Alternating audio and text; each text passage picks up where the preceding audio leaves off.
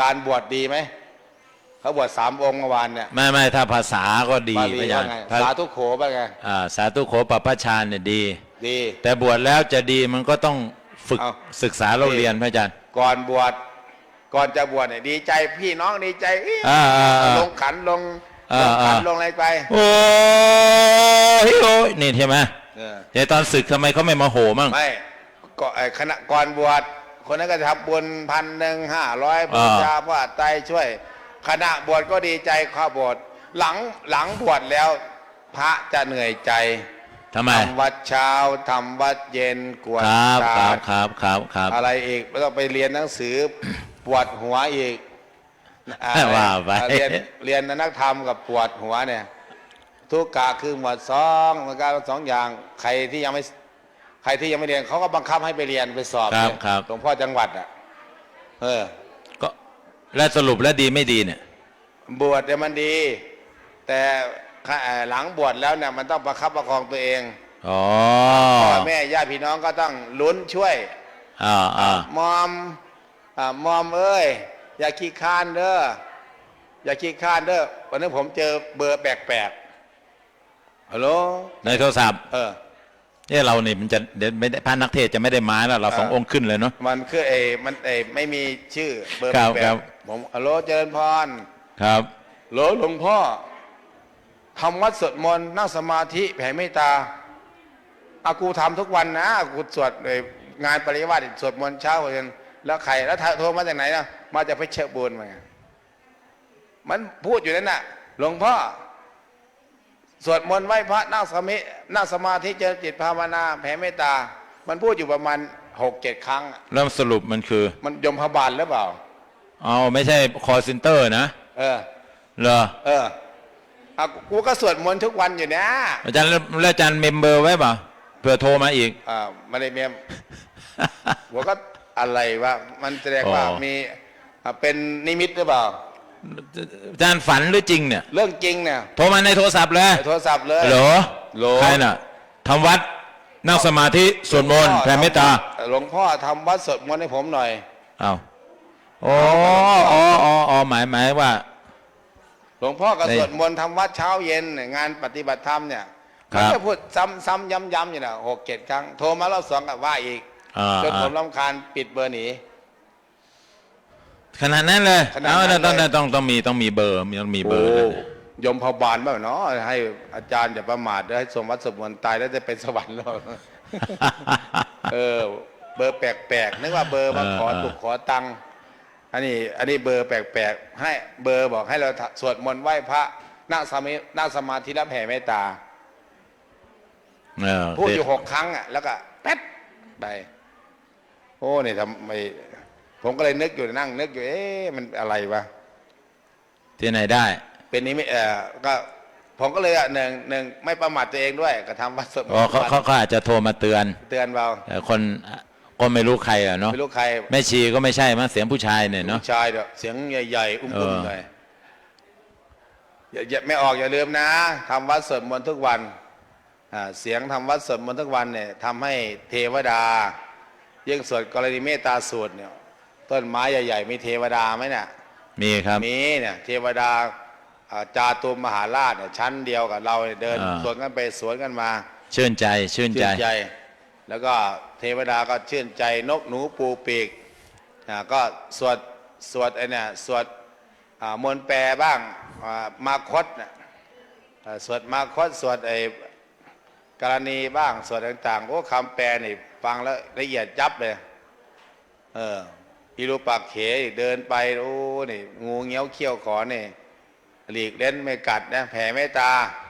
ยังอยู่ป่าเท่าไหร่อยู่เมืองอยู่ป่าแผ่เมตตาดุแผ่เมตตาไว้เวลานอนหลับก็เป็นสุขตื่นก็เป็นสุขนะไม่ใช่ว่านอนหลับละเมอเพ้อพบเหมือนคนนอนโรงพยาบาลสังเกตคนที่นอนโรงพยาบาลไปเข้าห้องICU ห้องอะไรรวมๆที่เอาสายยางใส่คอน่ะมีแต่ไปผมไปเยี่ยมคนเอาอะไรวะอย่างนั้นเลย จิตไม่แล้วเราบอกเวลาตายเนี่ยพอประกาศหน้าเมนว่าตายอย่างสงบมันสงบตรงไหนก่อนตายดิ้นพัดพลาดอยู่ ก็ต้องว่าดีไว้ก่อนพระอาจารย์ มัดมือ เออ นี่พวกกันเนี่ยนี่ไม่ได้นินทาเนี่ย พระว่าพระ พระ ตายว่า พระ สงบไหม โอ้จะสงบแล้วมัดแขนเนี่ยมันดิ้นว่ามันเล็งปอดเนาะดิ้นปวด มันปวด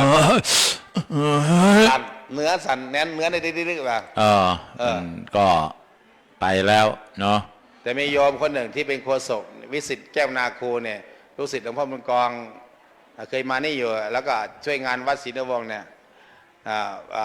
ไปจับมือว่าไหวไหมถ้าไม่ไหวก็หลับตาภาวนาไปเลย ถ้าไหวสู้จะลูกชายจะไปส่งโรงพยาบาลที่ไอ้บ้านบ่อพอมาอีกวันนึงเมียโทรว่าบอกไปแล้ว ไปแล้ว เอาถามว่าก่อนตายดิ้นไหมแบบไม่ดิ้นนะแต่รู้สึกหน้าเย้ๆหน่อยคือปวดมะเร็งไม่ได้หน้าสื่อกล้องก็ถ่ายอยู่เดี๋ยวไปถึงก็เลยไปที่รับรองถามเมียว่าเพิ่นหลับไปเลยเพราะเคยเดินทุดงค์เคยนั่งสมาธิเคยผ่านมโหรพมการปฏิบัติอย่างเข้มข้นอย่างหลวงพ่อบุญกองอ่ะเคยสั่งสมไว้เคยสั่งสมไว้แล้วผมก็จับมือว่าไปเยี่ยมวันนั้นน่ะบอกถ้าไหวก็คือสู้ถ้าไม่ไหวก็หลับตาภาวนาแล้วก็ไปเลยพุทโธพุทโธไปเลยต้องอันนี้คือจิตเตสังกิริเถสุขติต้องจิตเตอสังกิริเถอสังก่อนว่าอสังไม่เศร้าหมองถ้าสังนี่เศร้าหมองอสังกิริเถสุขติบาทิกังขาครับจิตไม่เศร้าหมองสุขติเป็นอันได้เพราะนั้นก็ฝึกแต่ว่าไอตอนนั้นก็ไม่รู้กันตอนเข้าเส้นชัยน่ะว่าใครจะประคองจิตประคองใจยังไงแล้วบางทีแม่ชีอาจจะยิ้มอย่างเงี้ยตอนนี้ไม่เจ็บไม่ป่วยในตอนนั้นโอ้ทำใจโอ้ยตอนนั้นเนาะแต่ตอนนี้มันก็พูดได้นะมันยิ้มได้เพราะยังไม่ได้เจองั้นเราก็ฝึกไว้แหละเนาะฝึกไว้เนี่ยพอถ้าหลวงพ่อขึ้นปุ๊บเนี่ยจะมาตามได้ทันทีอาลาเนยามาตะกุสเลแม่ชีเงียบกริบมันเอามาจากใสเนาะเพราะไม่เคยท่องแต่คนเคยท่องไว้นี่พอไปได้นะพระอาจารย์โอ้ยงี้ต้องไปศรีลังกาเอาท่องไงศรีลังกาว่าไงนะกะลานิยมัตถกุสเลเนยันตังสันตังปะตังช้าเดี๋ยวที่นี่วันที่วัดสมาปอดนั่นประมาณนั้นเขาก็จะได้แล้วเจอผู้หญิงสวด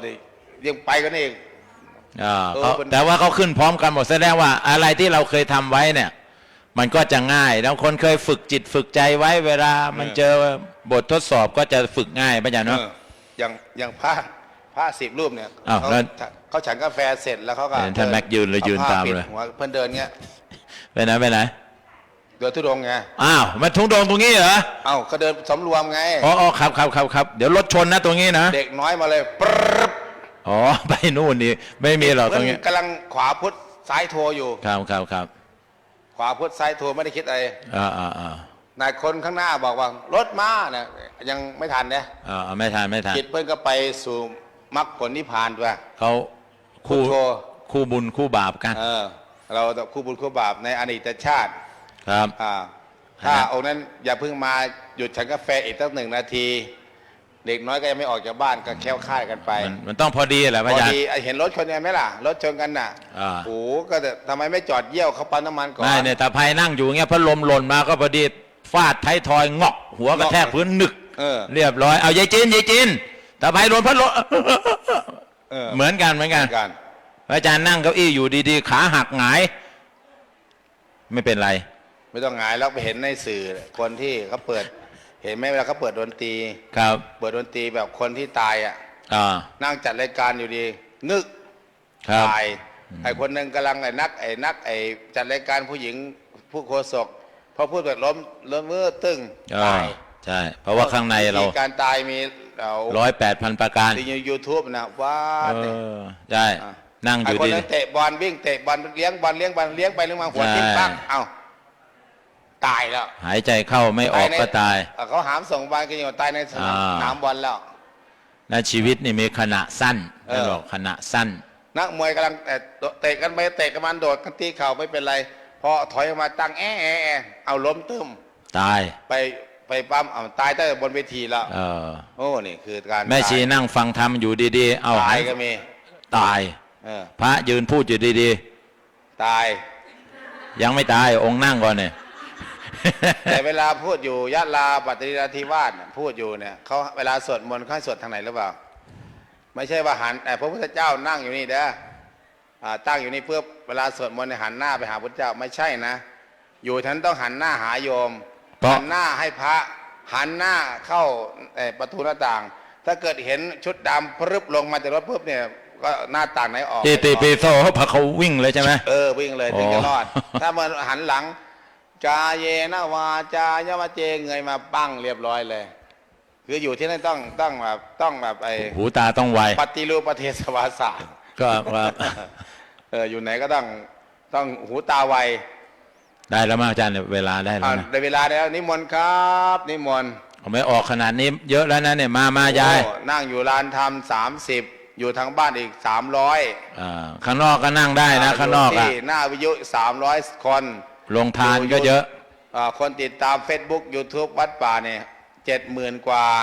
ครับวัดศรีนวงศ์เนี่ย60,000 กว่า2 ค่ายเนี่ยก็100,000 กว่าไม่รู้ฟังกันหรือเปล่าไม่รู้ฟังเขาเขียนว่าติดตามยังไงเป็นเทปก็ฟังผมก็ฟังอาจารย์เมื่อวานผมยังฟังเลยฟังย้อนหน้าฟังย้อนหลังย้อนหน้าย้อนหลังเพราะว่ามันเป็นเทป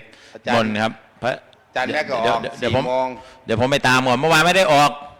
ไปตามได้หรอไปตามตอนนี้เส้นขนมจีนยังไม่เลี้ยงเม็ดไม่ออกก็เลี้ยงดีนะแกงอะไรล่ะขนมจีนก๋วยเตี๋ยวเลี้ยงเส้นยากแล้วก็ข้าวเหนียวโดนน้ำไปก็แตกมันนะญาติโยมเด้อมาฟังเทศฟังธรรมเด้อสอดแจ้งเด้อยองวัดป่าบรรยากาศอย่างนี้จะไม่มีอีกต่อไปเด้อข้างหน้าเนี่ยอาจารย์ทำปีนี้ยังเพิ่ง100 วันใหม่ๆพอสัก300 วัน400 วัน500 วันเริ่มก่อยลงเด้อมันจะมีพระเราเนี่ยครูบาอาจารย์แม่ชีพระในวัดอยู่เนี่ยต้องคั่งอาจารย์ต้องยกอาจารย์คำว่าคุณเรียกคั่งไหมอาจารย์เรามาคั่งอาจารย์ตายกี่ปีกี่ชาติก็ไม่ลืมอาจารย์อย่างหลวงปู่ชาเงี้ยลูกศิษย์เป็นคั่งอาจารย์ลูกศิษย์หลวงปู่ชาหรือหลวงปู่ชานะ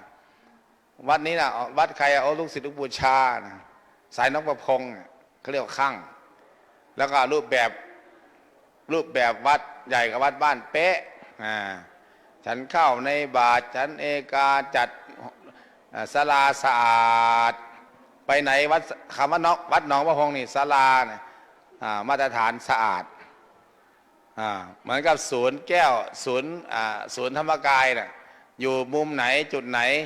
วันนั้นต้องสะอาดเขามี5 ห้องอะไรนะจำได้ไหมไม่ชี้ร่างรับ5 ห้องอะไรคุณธรรมห้องอะไรจำได้ง่ายห้องอะไรห้องนอนวะห้องน้ำห้องครัวห้องแต่งตัวห้องพระต้องสะอาดทุกอย่างต้องสะอาดหมดเลยเนี่ยเขาไปฝึกมาอบรมมาเนี่ยใครไปทอดเทียนเมื่อกี้เนี่ยวัดไอ้แก้วเมืองเลยเนี่ยใครไปบ้างเห็นไหมยอมสะอาดไหมสะอาดหรือเปล่าเนี่ยคือเขาเรียกว่าคั่งอาจารย์แม้แต่ครูบาอาจารย์เพื่อนไม่ได้ออกมาหน้างานอยู่หลังงานแต่เขายังยกย่องหลวงพ่อเขา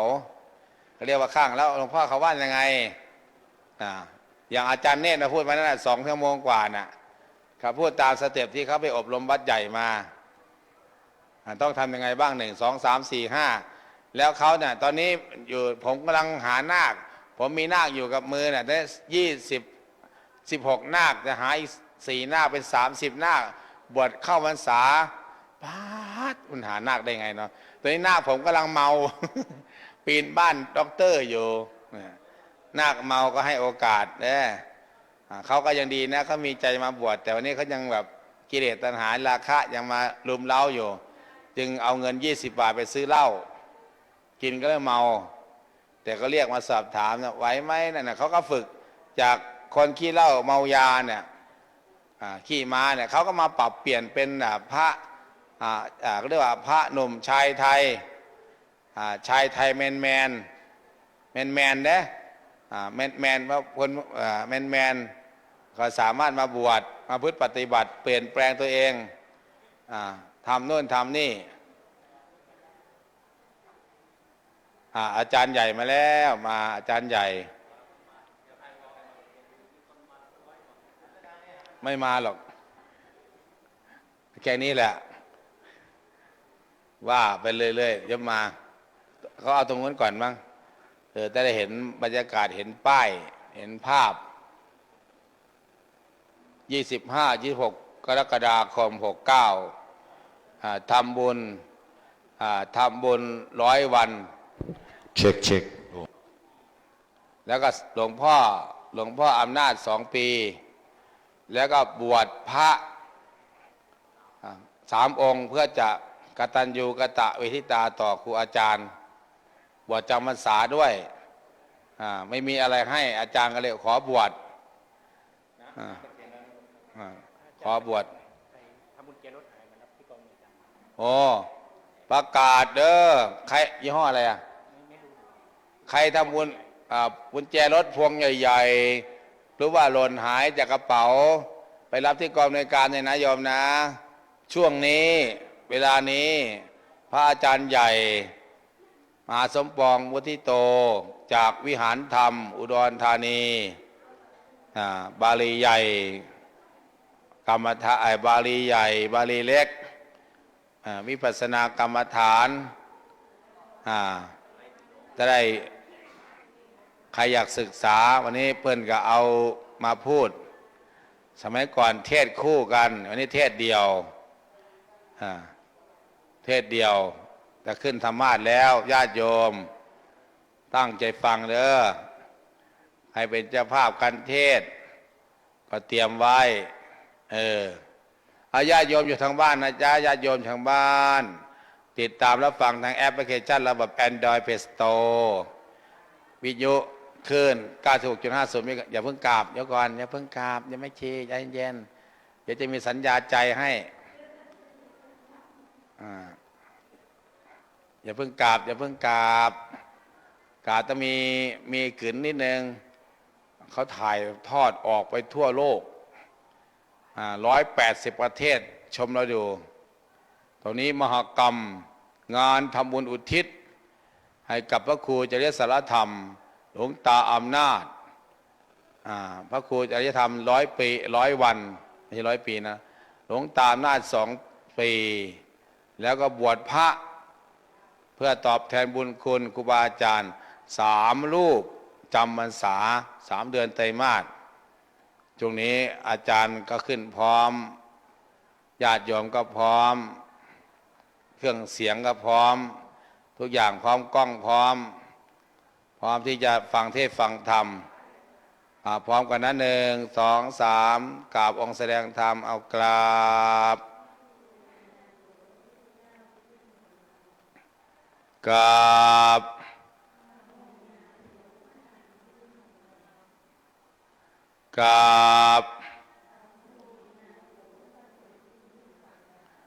ใครจะเอาศีลกันนะโยมเริ่มต้นต้องเอาศีลก่อนใครจะเอาศีล 5ยกมือศีล 8ยกมือไม่ชี้ศีล 8ยกมือได้ไม่ชี้ยกมือได้ไม่ชี้ศีล 8หรือศีล 10อ้าวกราบพระเลยว่าเลยอิมินาพร้อมกันจ้ะอิมินาสการเรนะตังกุตังกะปิปุจยามะ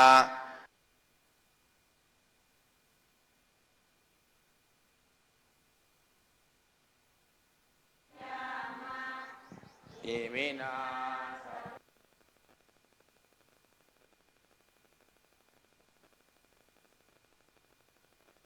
อะระหังสัมมาภะคะวาพุทธังภะคะวันตัง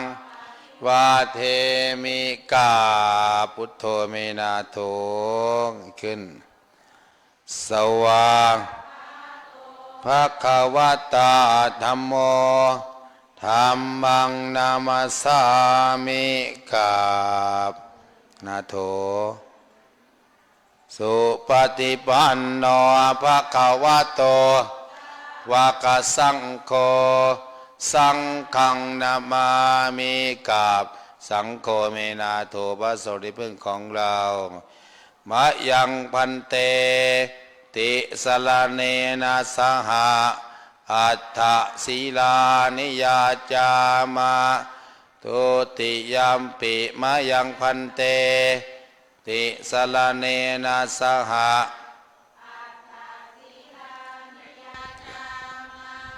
ตติยามปิมะยังพันเตติสลาเนนะสหะศีลานิยาจามานะโมตัสสะดังๆศีลห้าก็เอา5 ข้อก็พอศีล8ก็ว่าจนจบ8 ข้อ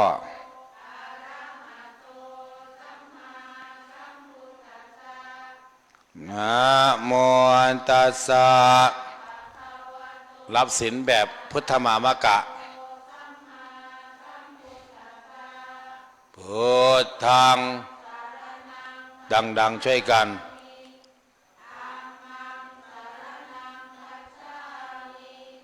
สังฆัง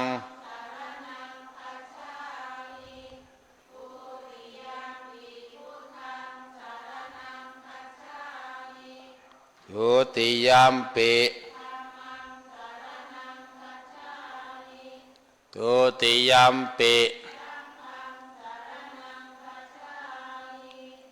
ตติยามปิตติยามปิตติยามปิปานาติปาตา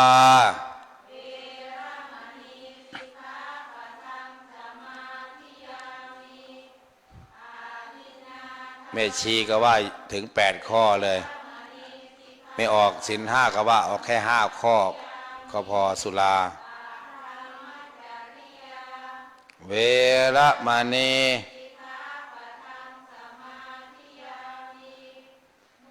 สาวาทา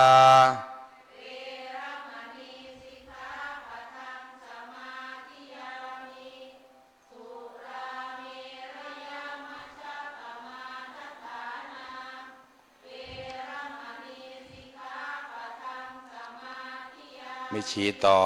วิกา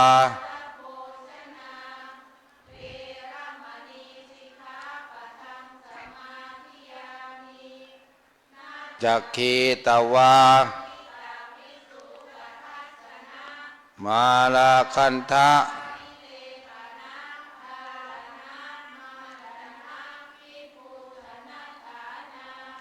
เวระมณีปะทังสมาธิยามิ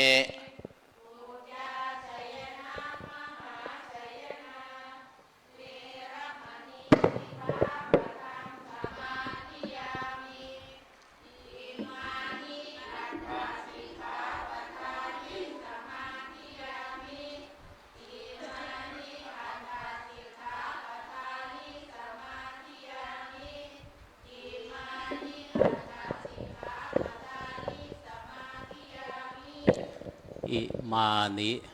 ปัญจสิกขาปทานิเจวะอัฏฐสิกขาปทานิจะอุปสัมเอาใหม่อิมานิปัญจสิกขาปทานิเจวะอัฏฐสิกขาปทานิจาสีเลนะสุขติงยันติสีเลนะโภคสัมปทาสีเลนะนิพุติงยันติตัสมาสีลังวิโสทะเยสาธุ ต่อไปอาราธนาธรรมพร้อมกันญาติโยมเปิดไมค์ด้วยดันไมค์ขึ้นไปอย่าไปเคาะไมค์โยมเอานิ้วเล็บแล้วก็ขูดด้วยกรอส อ้าวญาติโยมอยู่ทางบ้านเด้ออาราธนาพร้อมกันเด้อโอ้ไปซื้อไว้สักอันแล้วเล่นอยู่ไปนั่นเล่นไปเล่นมาก็เป็นนี่หรอกเอ้าทำไมไม่ดังอ่ะเอาเสียงปากเปล่าเลยโยมหนึ่งสองสาม มาจาโลกาทิปติสัมปติกาดอัญชาลีอันนาทิวารังอายาจาทาสันติทาสันตาปาราชาคาชาติกา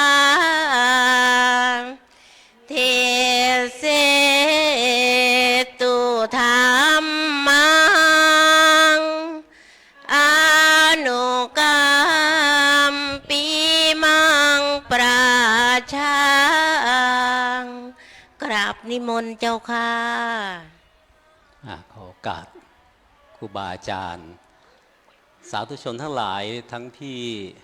มาร่วมประกอบพิธีบำเพ็ญกุศล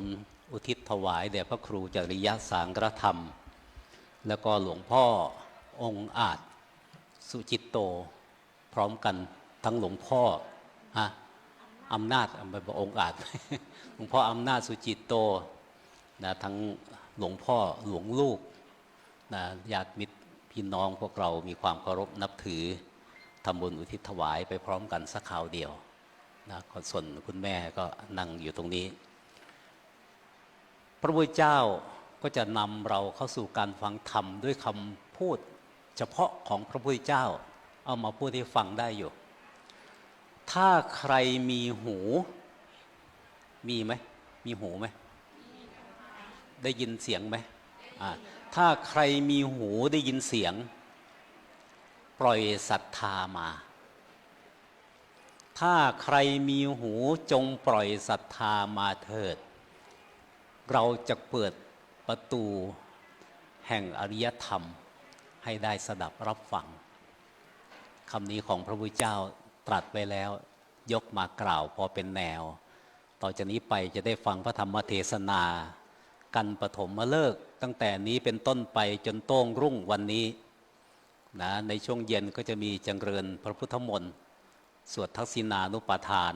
ประมาณ5 โมงเย็นหลังจากนั้นก็จะมีทำวัดสวดมนต์แล้วก็ฟังธรรมต่อไปจนโต้งรุ่งซึ่งเป็นประเพณีของวัดป่าจริยธรรมมีกิจกรรมใดๆก็ฟังธรรมโต้งรุ่งตอนนี้มีครูบาอาจารย์มาหลายท่านแล้วทั้งท่านพระครูศรีทีงกราพรทั้งท่านพระครูอุดมว่างกรานุวัฒน์เมื่อสักครู่นี้พร้อมทั้งท่านพระประหลัดนรงฤทธิ์แล้วก็มีพระมหาวิชัยแล้วก็หลายรูปเห็นแป๊บได้คุยกันบ้างไม่ได้คุยกันบ้างก็จะได้จัดลำดับมาแสดงธรรมให้เฉพาะคนมีหูฟังส่วนคนมีหูไม่ยอมฟังสาธุขอให้ขลำเป็นบาป โยมทำลงครัวลงทานมีหูไหมมีหูไหมมีหูแล้วตั้งใจฟังเด้อตอนนี้เปิดหูแล้วก็ปิดปากนะจะได้ฟังธรรมต่อไปนี้ขอน้อมนำธรรมะที่สมควรจะได้ฟังอย่างยิ่งมาให้เราทั้งหลายได้ฟังเพราะน้อมศรัทธาเข้าถึงธรรมที่ยิ่งขึ้นจนกว่าจะเข้าถึงวางระแห่งการตรัสรู้อริยธรรมของพระสัมมาสัมพุทธเจ้าสืบต่อไปนะโมตัสสะภะคะวะโตอะระหะโตสัมมาสัมพุทธัสสะนะโมตัสสะภะคะวะโตอะระหะโตสัมมาสัมพุทธัสสะนะโมตัสสะภะคะวะโตอะระหะโตสัมมาสัมพุทธัสสะสหัสสมปิเจวาจา อนัตถปตสังหิตาเอกังอัฏฐปทังเสโยยังสุตตวาอุปสัมมติติต่อไปนี้ขอเชิญผู้มีหูทุกท่านสดับรับฟังพร้อมกับน้อมจิตศรัทธาน้อมใจศรัทธาเชื่อมั่นว่าธรรมที่จะได้ฟังต่อไปนี้เป็นพระดำรัสธรรมคำสอนของพระสัมมาสัมพุทธเจ้าเมื่อได้ฟังแล้วจักสำเร็จประโยชน์ตามกระแสธรรมได้จริงเมื่อน้อมศรัทธามาอย่างนี้ก็จะจัดลำดับแห่งการฟังธรรมโดยเลือกสรรหลักธรรมที่ควรแก่อัธยาศัยของทุกท่านค่อยๆยกอัธยาศัยของผู้ฟังผู้มีศรัทธาน้อยให้มีศรัทธาแรงกล้าขึ้นโดยลำดับผู้มีความรู้น้อยก็จะได้มีความรู้มากขึ้นผู้ยังรู้ธรรมเพียงเล็กน้อยก็จะได้ยังรู้ธรรมมากขึ้นผู้เข้าใจธรรมเล็กน้อยจะได้เข้าใจธรรมมากขึ้นผู้ทรงจำธรรมได้น้อยก็จะได้ทรงจำธรรมให้มากขึ้นก็จะใช้เวลาประมาณถ้าไม่เบื่อก็ประมาณ2 ชั่วโมงนะโยมนะประมาณ2 ชั่วโมง2 ชั่วโมงนี้ห้ามหลับยกเว้นแต่องค์แสดงธรรมคงไม่หลับใครหลับก็จะตะโกนเรียกเอานะไม่ให้หลับธรรมที่ยกภาษิตมาก็จะค่อยๆอธิบายให้ฟังนะแต่ว่าวันนี้ปรางรบบุญกี่อย่างโยม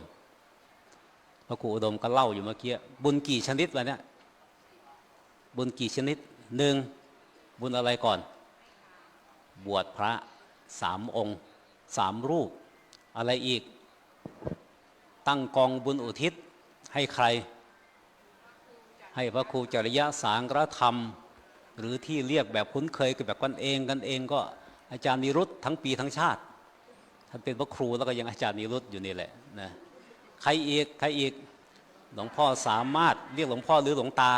หรือหลวงปู่สามารถเปลี่ยนชื่อไปเลยแต่มันอำนาจนะหลวงตาหรือหลวงปู่หรือหลวงพ่อเรียกหลวงตาเอาคนอยู่ใกล้ชิดเรียกหลวงตาถ้าหลวงพ่อเป็นหลวงตาอาตมาก็จะเป็นหลวงอะไรแต่เนี่ยหลวงปู่นะคืออย่างนี้นะวางระที่สำคัญทำให้เราระลึกถึงครูบาอาจารย์ใช่ไหมลองนึกให้เลยนะจะพานึกต่อไปเนี่ยใครชอบคิดมากการคิดมากดีนะถามไปสิว่าอาจารย์พระครูจริยสังฆธรรมเนี่ยมีคุณต่อพวกเราไหมควรเคารพกราบไหว้ไหมควรระลึกถึงอุปการะคุณไหมนั้นถามต่อไปสิใครเป็นอาจารย์ของพระครูจริยสังฆธรรมเอาใครเป็นอาจารย์ของท่านเอาไล่ไปท่านเป็นลูกศิษย์ของใครอุ้ยท่านเคยเห็นพระเจ้าหรือข้ามขั้นไปแล้วลูกศิษย์เอามันลูกชายอย่าเป็นลูกศิษย์ลูกหลวงตาบวชที่หลังลูกบวชก่อนหลวงตาบวชที่หลังลูกศิษย์ใครไม่ใช่อาตมาก็ไม่ได้เป็นอาจารย์โดยตรงเป็นอาจารย์เสี้ยวหนึ่งอ้าวเป็นลูกศิษย์ของใครลูกศิษย์พระมหาลำพันธ์เหรอเป็นก็มหาลำพันธ์ก็บวชก่อนอยู่แล้วก็ใครเป็นอุปชาใครเป็นอาจารย์ก็เลยจะชวนโยมต้อนขึ้นไปอาจารย์ของท่านเป็นลูกศิษย์ของใครก็เริ่มตั้งแต่1อาจารย์2ปาจารย์3ปังรมาจารย์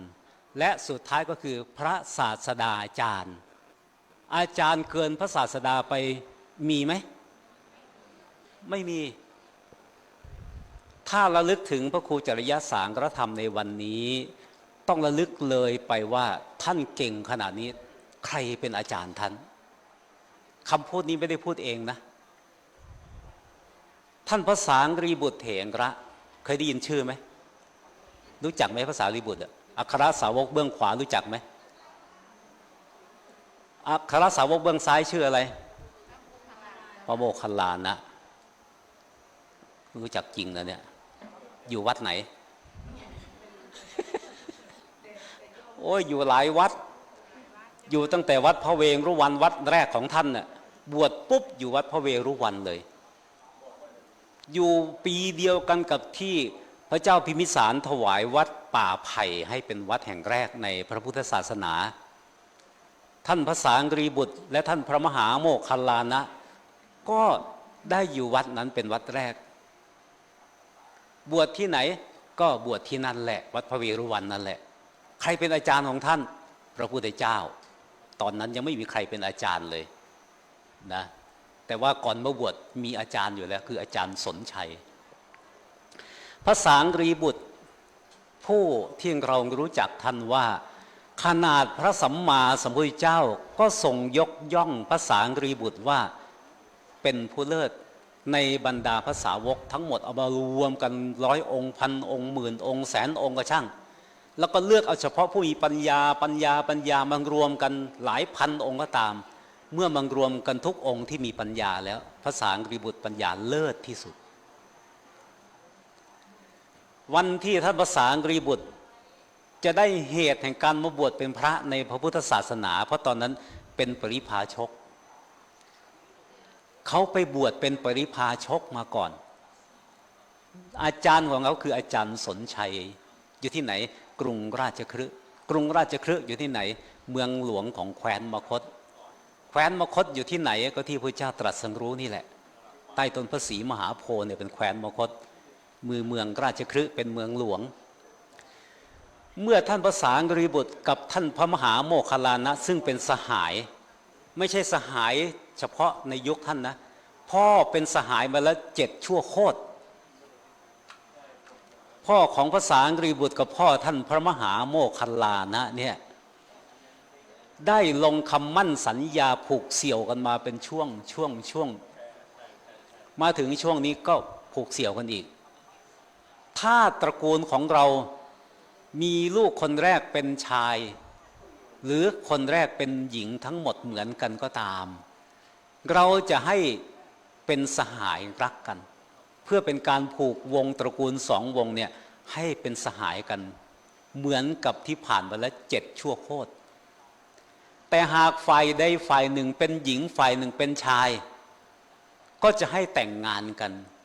เพื่อผูกสัมพันธ์ระหว่างตระกูล2 ตระกูลนี้ไว้ไม่ให้ขาดแต่ในสุด2 ตระกูลนี้ก็ได้ลูกเป็นผู้ชายคนแรกเป็นผู้ชายหมดแล้วก็เป็นสหายกันแล้วก็ชวนกันไปบวชเหตุที่ได้บวชเป็นปริพาชกไม่เล่าจะยาวไปเลยไปบวชเป็นปริพาชกในสำนักของอาจารย์สนชัยแห่งกรุงราชคฤห์ทำไมเวลานั้นอาจารย์สนชัยเนี่ยดังที่สุดดังตั้งแต่พระพุทธเจ้ายังไม่มาอยู่ตอนนั้นพระพุทธเจ้ายังไม่ตรัสรู้ด้วยซ้ำดังมาก่อนเมื่อไปบวชไม่นานเท่าไหร่ทั้ง2 ท่านคือท่านสารีบุตรกับโมคคัลลานะเนี่ยเรียนศิลปะวิทยาจากอาจารย์สนชัยเร็วกว่าคนอื่นเรียนหลายปีจึงจบแต่2 ท่านเนี่ยเรียนจบ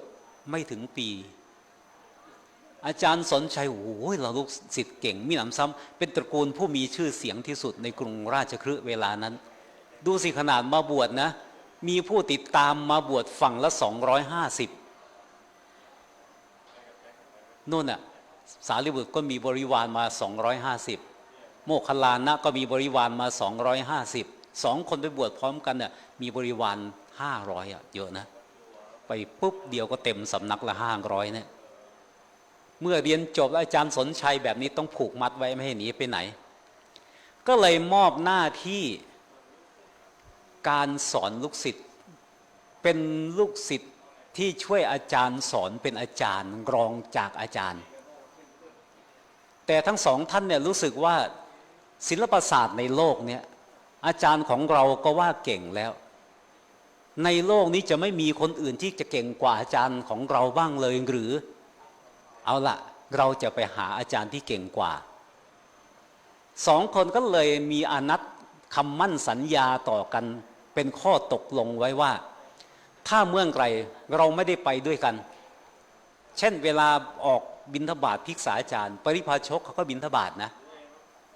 เวลาไปบิณฑบาตก็ต้องไปคนละทิศคนละทางไปคนละตรอกคนละซอกคนละซอยไม่ได้เดินตามกันเพราะชาวบ้านเขาจะใส่บาตรคนเดียวชิ้นเดียวชุดเดียวเขาไม่ได้ตั้งหม้อข้าวไว้ใส่เยอะๆเห็นสมณะไหนไปก็ใส่ชุดเดียวอิ่มเลยไม่ต้องไปตามหาบิณฑบาตหลายบ้านถ้าไปทางเดียวกันก็ไม่เป็นประเด็นแต่ถ้าต่างฝ่ายต่างแยกทางกันไปอันเนี้ยใครไปเจออะไรบ้างไม่รู้หากท่านได้ไปฟังคำสอนของลัทธิอื่นศาสดาอื่นนักปราชญ์ราชบัณฑิตอื่นที่ดีกว่าที่เราเรียนจากอาจารย์สนชัยมาแล้วใครรู้แจ้งคำสอนนั้นอย่าลืมบอกกันนะ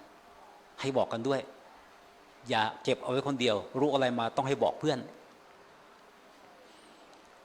วันหนึ่งท่านสารีบุตรแรกๆเขาชื่อว่าอุปติสสะยังไม่ได้ตรัสรู้ชื่อว่าอุปติสสะมานพส่วนโมคคัลลานะก็ชื่อว่าโกริตะมานพเป็นชื่อวงท่านอุปติสสะมานพหรือท่านพระสารีบุตรเนี่ยออกบิณฑบาตเวลานั้นพระสัมมาสัมพุทธเจ้ามาอยู่ที่วัดพระเวรุวันแล้วไม่รู้ข่าวเลยเพราะข่าวคราวเมื่อก่อนเนี่ยไม่ค่อยรู้ได้เห็นภิกษุรูปหนึ่งพอตามองเห็นปุ๊บเนี่ยโอ้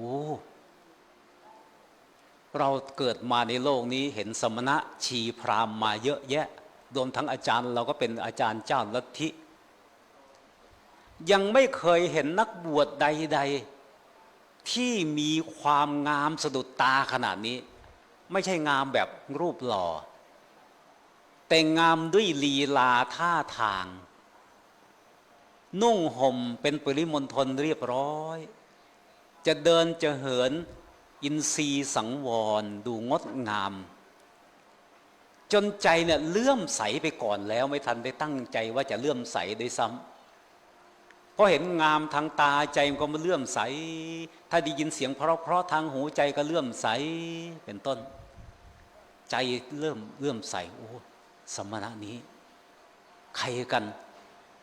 เราเห็นสมณะมามากไม่เคยเห็นสมณะที่ดูหน้าเลื่อมใสอย่างนี้มาก่อนเลยเอาละเราจะรอดูก่อนต่างฝ่ายต่างไปบิณฑบาตท่านพระอัสสชิรูปสุดท้ายของปัญจวัคคีย์มาบิณฑบาตท่านก็ไปบิณฑบาตเจอกันก็เลยรอว่าเมื่อไหร่ท่านกลับไปบิณฑบาตในหมู่บ้านเดี๋ยวก็กลับออกมาทางเก่านี้แหละเราจะถามเมื่อท่านพระสารีบุตรมาขออภัยเมื่อพระอัสสชิเถระอรหันต์ในปัญจวัคคีย์รูปสุดท้ายมาถึงท่านพระสารีบุตรรีบเอาผ้าปูนั่งของตัวเองไปปูถวายให้นั่งเอาแก้วน้ำโถน้ำถ้วยน้ำหรือธรรมกรกน้ำที่ตัวเองถือไปถือมาขวดน้ำไปถวายตั้งแต่ให้ล้างมือจะฉันในบาตรมือหยิบคือบิณฑบาตพออิ่มตรงไหนก็นั่งฉันเลยไม่ได้มีวัดตอนนั้นไม่มีวัดก็เลยนิมนต์ให้ท่านนั่งด้วยการปูผ้าท่านผู้เจริญนิมนต์นั่งเถิดพอท่านนั่ง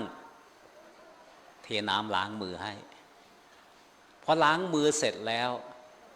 ก็ถวายขวดน้ำที่เหลือไว้ให้ดื่มแล้วท่านก็รออยู่จนท่านพระสารีบุตรฉันเสร็จขออภัยจนท่านพระอัสสชิเนี่ยฉันเสร็จท่านอุปติสสะมานพซึ่งยังไม่ได้บวชเป็นพระ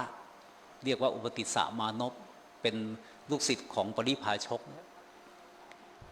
เมื่อได้โอกาสฉันเสร็จแล้วล้างบาตรแล้วล้างมือเรียบร้อยแล้ว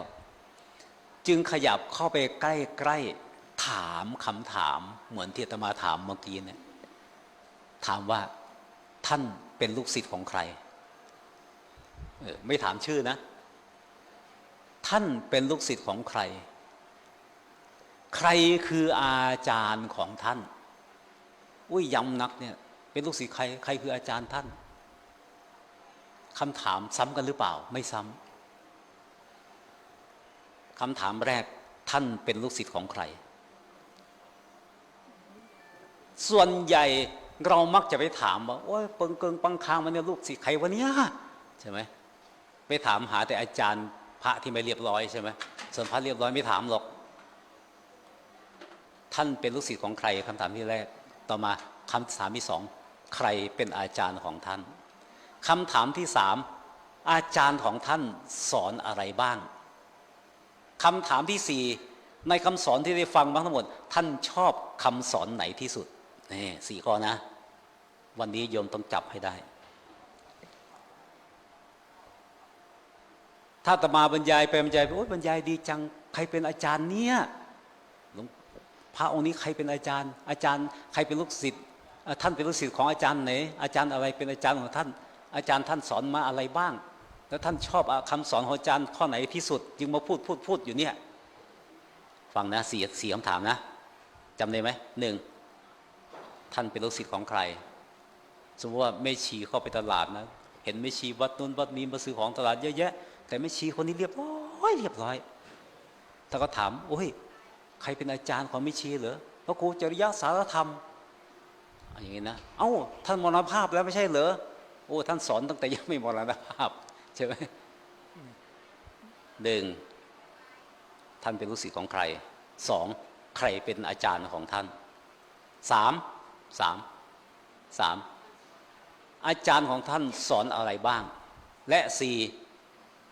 ในคำสอนทั้งหมดนั้นท่านชอบคำสอนข้อไหนที่สุดนี่สี่ข้อนะวันนี้ตั้งใจฟังเดี๋ยวอาตมาจะโยนคำถามทีละคนที่ว่ามาทั้งหมดหลายข้อเนี่ยชอบข้อไหนมากที่สุดนี่จะถามตอบได้มีรางวัลถ้าใครยังไม่ได้บวชก็บวชให้พวกครูศรียังอยู่นี่อุปชาไปบวชสบายในวันนี้ คนอื่นเขาศรัทธาเขาบวชไปหมดแล้วนะดังนั้นคำถามนี้เนี่ยได้คำตอบไหมได้ท่านพระอัสสชิบอกว่า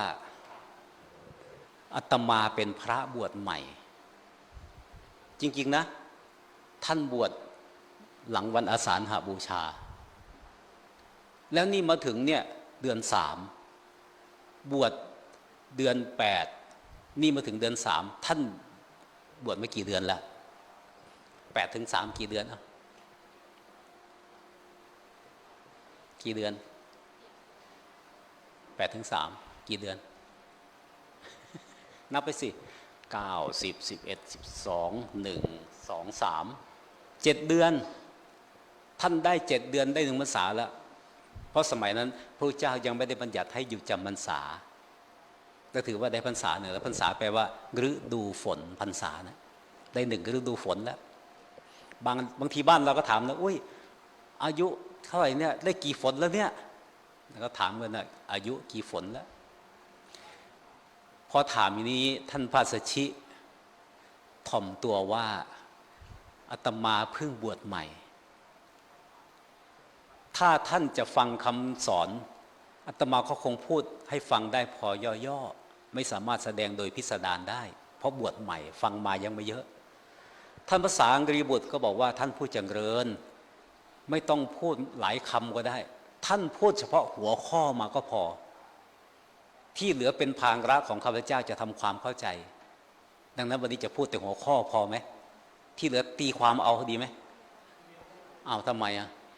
เพราะเราไม่เลิศทางปัญญาใช่ไหม ไม่เลิศทางปัญญามีแต่เลิศทางปัญหาไม่ได้เลิศทางปัญญาอะไรนะหยังเกาะอีหยังเกาะอยู่นั่นใช่ไหม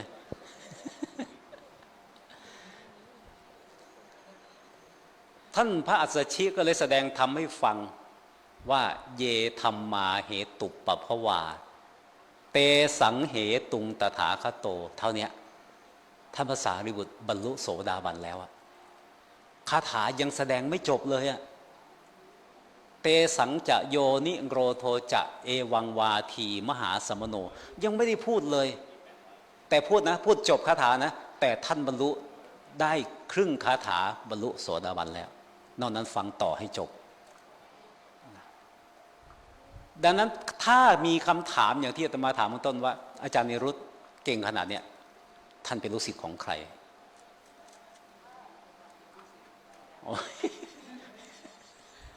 ไม่ได้เป็นลูกศิษย์อาตมาโดยตรงหรอก มารู้จักกันไม่กี่ปี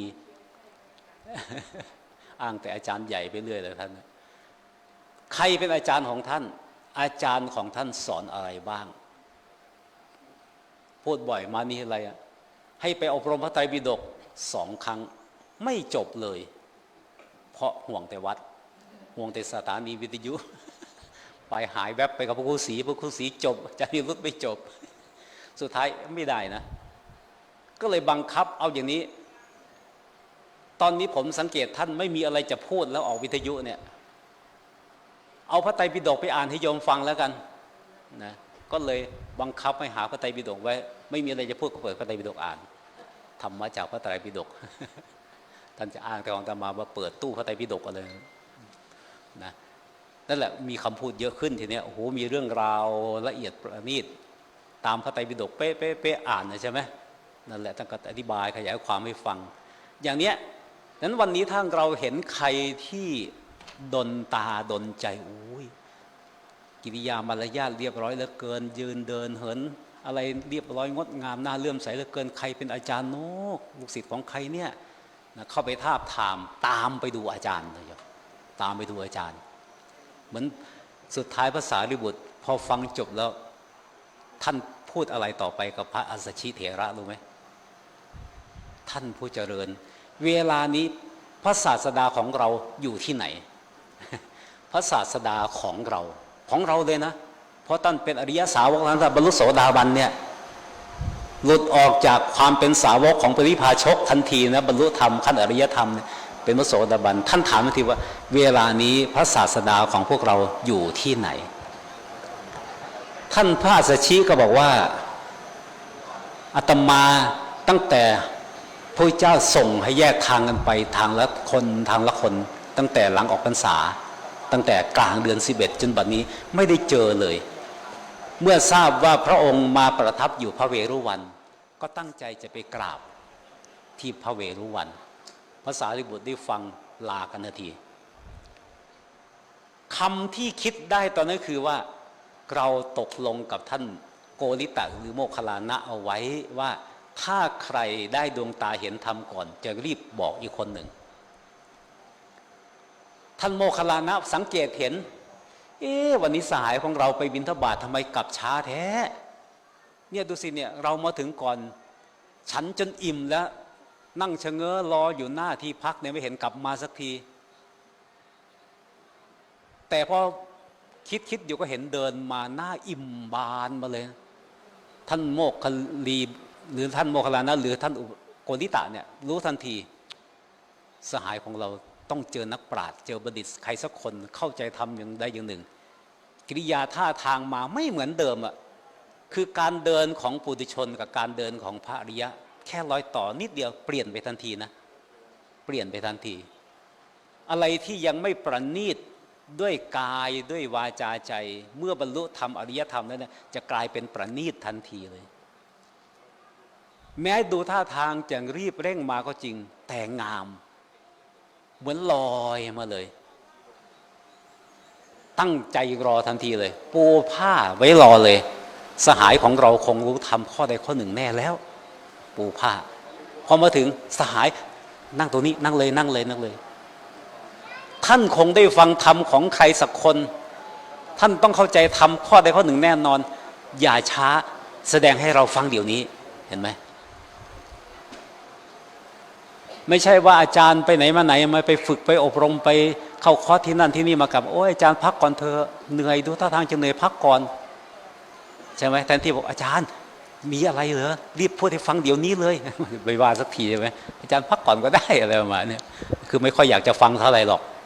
ใช่ไหมว่างเมื่อไหร่ค่อยฟังก็ได้แต่ท่านโกริตะไม่ฟังแสดงเดี๋ยวนี้เลยท่านอุปติสสะแสดงให้ฟังจบ1 คาถาท่านโกริตะก็บรรลุธรรมจูงแขนไปลาอาจารย์สนชัยบอกความจริงเลยบอกว่าพระพุทธเจ้าอิติปิโสสวดเลยนะ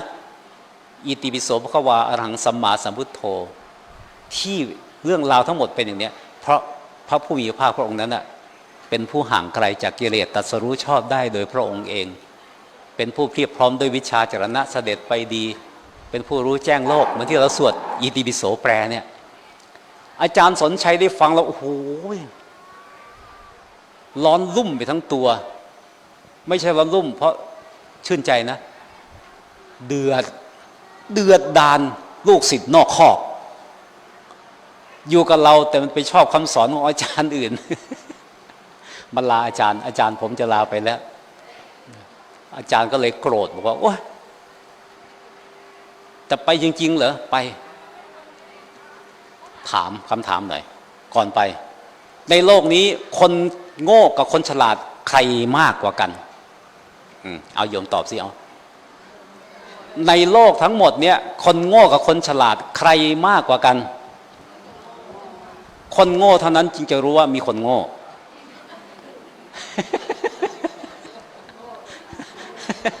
คนโง่ถึงจะรู้จักคนโง่ถ้าโยมบอกคนโง่มากกว่าแสดงว่าโยมก็หนึ่งในจำนวนนั้น ใช่ไหมโง่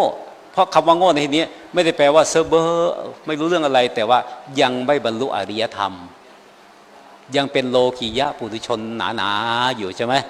นั่นแหละยังไม่เข้าถึงโลกุตตรธรรมเขาเรียกว่าโง่หมดนะพอพูดอย่างนี้ภาษาลีบุตรบอกว่าคนฉลาดมีน้อยคนโง่มีมากถ้าโบราณก็เอาเปรียบเทียบวัวหนึ่งตัวมีเขาสองเขามีขนเป็นหมื่นคนฉลาดมีจำนวนเท่าเขาวัวคนโง่มีจำนวนเท่าขนวัวแล้วเราจะรอดเลยใช่ไหมเยอะขนาดนั้นนะเราก็อยู่ในขนวัว อาจารย์สนชัยบอกถ้าพวกเจ้าอยากจะไปเลยคนฉลาดแค่เล็กน้อยจะไปหาพระโคดมส่วนคนโง่จำนวนมากจะมาหาเรา ลาภสักการะก็จะเกิดขึ้นที่เราเนี่ยแหละไปเถอะชวนลูกศิษย์500ลูกศิษย์บางคนชอบอาจารย์สนชัยบางคนชอบลูกพี่คือท่านอุปติสสะและโกริตะก็เลยแบ่งออกเป็นคนละครึ่งตามไป250เหลืออยู่250ก็เลยพูดให้ฟังว่าที่ถามว่าถ้าอาจารย์นิรุตเก่งๆเนี่ยนะก็อย่าลืมถามไม่ใช่ต้องการความรู้และคำตอบจากว่าใครเป็นอาจารย์หรอกแต่อยากจะสาวไปถึงจนสูงสุดไม่มีใครเกินอาจารย์นี้แล้วเราก็ยกศรัทธาของเราเนี่ยในตัวพระครูจริยสารธรรมขยับขึ้นไปถึงอาจารย์ถึงอุปชฌาย์ถึงปาจารย์ถึงเถราจารย์ปรมาจารย์ศาสดาจารย์ใช่ไหมพอไปถึงศาสดาปุ๊บไต่ขึ้นไปไม่มีแล้วใครที่มีคุณยิ่งกว่าพระศาสดาของเราไม่มีเราก็เอาศรัทธาของเราไปตั้งไว้ที่นั่นตั้งไว้ที่พระบรมศาสดานั่นแหละแล้วศรัทธาจะไม่ตกหล่นไม่เสียหายแม้จะยังเป็นปุถุชนอยู่ก็ช่างศรัทธามั่นคงในคุณของพระพุทธเจ้ายังอยู่ที่นั้นซึ่งจะขยายต่อไปมีธรรมจะพูดให้ฟังถึง5ข้อนะก็คอยจับเวลาแล้วกันเดี๋ยวเลยเวลาเขาไปจบบางที 4-5 ชั่วโมง นะพอมาเป็นอย่างนี้วันนี้ก็เลยจะเดินเนื้อให้ฟังเมื่อยกศรัทธาของโยมคือทั้งหมดที่ว่ามาเป็นอุบายยกศรัทธานะถ้าศรัทธาในตัวพระครูจริยธรรมท่านทำไมเสียชีวิตเร็วจังมีโยมโทรศัพท์ไปร้องไห้ให้อาตมาฟังอยู่เป็นประจำแล้วก็ถามอาตมาว่าท่านไม่ร้องไห้บ้างเลยเหรอ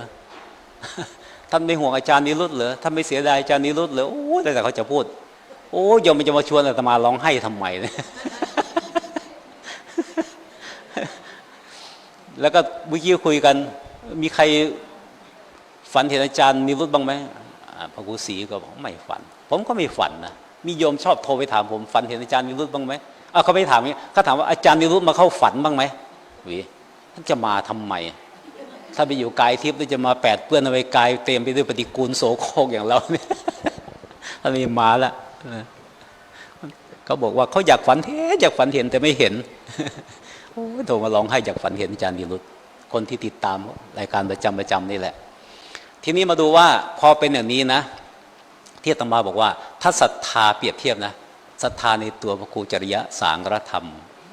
นับโดยกำลังหรือประมาณหรือปริมาตรศรัทธาเท่าไหร่สมมติว่าเต็ม100ใช่ไหมศรัทธาในพระครูจริยธรรมเต็ม100ถ้าศรัทธาในพระพุทธเจ้าล่ะเต็ม100ไหมเท่ากันเองเหรอ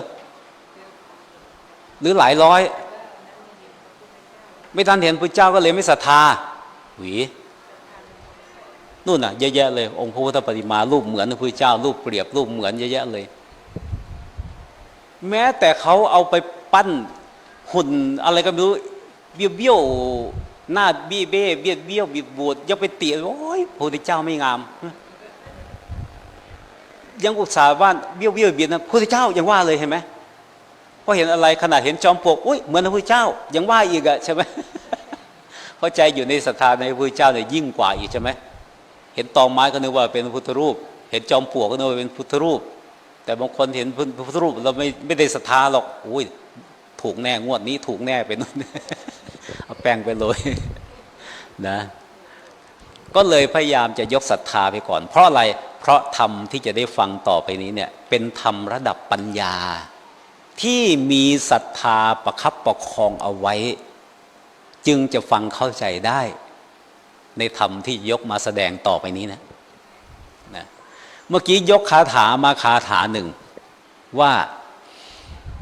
สหัสสมปิเจวาจาอนัตถปัฏฐสังหิตาคำพูดตั้งพันคำแต่ไม่มีประโยชน์นู่นคำพูดอยู่มุมนั้นน่ะนู่นหลายคำหลายพันมาแล้วเนี่ยตื่นมาอยู่ซุ้มโต๊ะทางโน้นน่ะเป็นคำพูดไม่มีประโยชน์ไม่มีประโยชน์อะไรไม่มีประโยชน์ต่อธรรมที่ยังไม่รู้แจ้งไม่มีประโยชน์ต่อคำสอนของพระเจ้าที่ยิ่งขึ้นนะมีแต่ไปถามว่าน่ะใส่หยังคือแซ่บแท้เนี่ยถามมาสูตรอยู่นั่นน่ะถ้าอร่อยก็ถามมาสูตรถ้าไม่อร่อยก็แล้วไปเนี่ยนะเป็นอย่างนี้นะนั่นก็เลยบอกว่าธรรมะที่จะฟังต่อไปนี้ขอให้บอกตั้งแต่เริ่มต้นใช่ไหมถ้าใครมีหูให้ปล่อยศรัทธามาศรัทธาในอะไรคำว่าปล่อยมาวางไว้ที่ไหนพาดคล้องไว้ที่ไหนศรัทธาเนี่ยถ้าเป็นเหมือนสะพานใช่ไหมศรัทธาเหมือนลิ้นใช่ไหมแลบเอาไปไก่ไว้ที่ไหนเนี่ยศรัทธาจึงจะไม่หล่นเอาไปพาดที่ไหนศรัทธาเนี่ยพาดไว้ที่พระพุทธเจ้าพร้อมทั้งพระคุณของพระพุทธเจ้าอะไรอีกศรัทธาในอะไรอีกในพระธรรมพร้อมทั้งพระคุณของพระธรรมอะไรอีกในพระอริยสงฆ์พร้อมทั้งคุณของพระอริยสงฆ์เท่านี้พอไหมยังในเรื่องกรรมและผลของกรรมพอหรือยังขนาดนี้น่าจะพอนะเพราะเกินนี้ไปก็เมื่อยเฉยๆหนึ่งศรัทธาในพระรัตนตรัยสองศรัทธาในเรื่องกรรมสองอย่างก็พอเอาเป็นสองอย่างหลักนะนั้นต่อไปนี้ก็จะยกธรรมะที่เริ่มที่ศรัทธาหากเรามีศรัทธาเกิดขึ้นจริงในเวลานี้มีธรรมอะไรบ้างที่ยิ่งกว่าศรัทธาแล้วมาตั้งไว้บนพื้นของศรัทธาแล้วทำให้ทั้งศรัทธาและสิ่งที่มาตั้งอยู่บนศรัทธานะเจริญขึ้นน่ะมีไหมถ้ามีธรรมชื่ออะไรบ้าง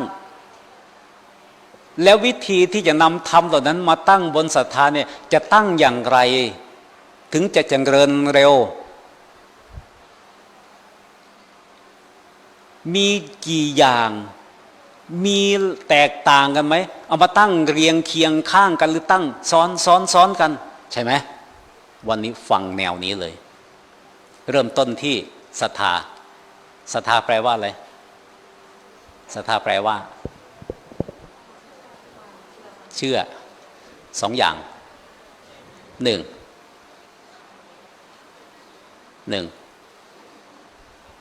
ศรัทธาภายในสองศรัทธาภายนอกศรัทธาภายในเชื่อมั่นในความสามารถของตัวเองไหมว่าตัวเองทำอะไรบ้างเชื่อมั่นในความสามารถตัวเองไหมว่าเราสามารถกลืนข้าวได้เชื่อไหมเชื่อด้วยเหรอไม่ใช่อยู่ดีก็เอาเข้าปากเคี้ยวป้าบกลืนเลยต้องศรัทธาไหมเอาสักตรงศรัทธาหรือไม่ศรัทธาศรัทธาในความสามารถของตัวเองสมมติเขาบอกว่าไปหิ้วน้ำให้หน่อยสิจะยกไหวเหรอเนี่ยใช่ไหมโอ้ยยกไม่ไหวหรอกอาจารย์ หาคนแข็งแรงมายกเอาเถอะยังไม่ยกเลยขอยกดูก่อนนะถ้าสามารถยกก็จะยกถ้าไม่สามารถยกก็หาคนอื่นเพราะเห็นพวกยกไม่ไหวหรอกดูท่าอย่างเงี้ยใช่ไหมนั่นแสดงว่าไม่เชื่อในความสามารถประเภทยถาสติไม่เข้าใจว่าความสามารถตัวเองพอทำอะไรได้บ้างเพราะบางทีมีความสามารถพอทำนะแต่ไม่อยากทำอันนั้นให้คนอื่นเขาทำเถอะเรานั่งดูก็พอแล้วปูเสือปูสาดเขาคนอื่นเขาปูเถอะเดี๋ยวเราค่อยไปนั่งใช่ไหมอันเนี้ยเชื่อความสามารถตัวเองไหมเชื่อไหมเชื่อว่าเรามีความสามารถปูเสือได้แต่ไม่ปูไหมเชื่อว่าเราปัดกวาดได้แต่ไม่ปัดกวาดมีไหมมีนั้นศรัทธาอย่างเดียวถึงบอกว่ามันสำเร็จไม่ได้เชื่อเกิดขึ้นแล้วยังไม่ลงมือทำการใดๆเพราะความเชื่อเป็นเรื่องของจิตเชื่อมั่นแต่กายยังไม่ขยับมันก็ทำอะไรไม่ได้เราเชื่อมั่นว่าเรามีมือแข็งแรงสามารถหยิบคำข้าวใส่ปากเคี้ยวกลืนลงไปได้แต่หยิบยังแล้วได้กินยังอิ่มไหมอร่อยไหมไม่ มันมีความเชื่ออยู่แต่มันไม่สำเร็จมันต้องมีอันอื่นมาช่วยให้ศรัทธาเนี่ยมันเป็นอะไรนะเขาเรียกเป็นสมุดฐานเป็นเบื้องต้นเป็นฐานรองรับความสามารถอื่นๆมาสมทบให้ศรัทธาเองมีแรงมากขึ้นแล้วก็ศรัทธานี้สนับสนุนอะไรก็ช่างที่มาตั้งบนศรัทธาแล้วเนี่ยไปได้ถ้าศรัทธาในกรรมดีแน่นอนกายวาจาใจที่จะตั้งอยู่บนศรัทธาก็จะเป็นการกระทำทางกายที่ดีจะเป็นวาจาคำพูดที่ดีจะเป็นคติแนวความคิดที่ดีถ้าศรัทธาในความดีนะถ้าศรัทธาในความดีของตัวเองมันไม่พอพระพุทธเจ้าเป็นผู้เลิศที่สุดในโลก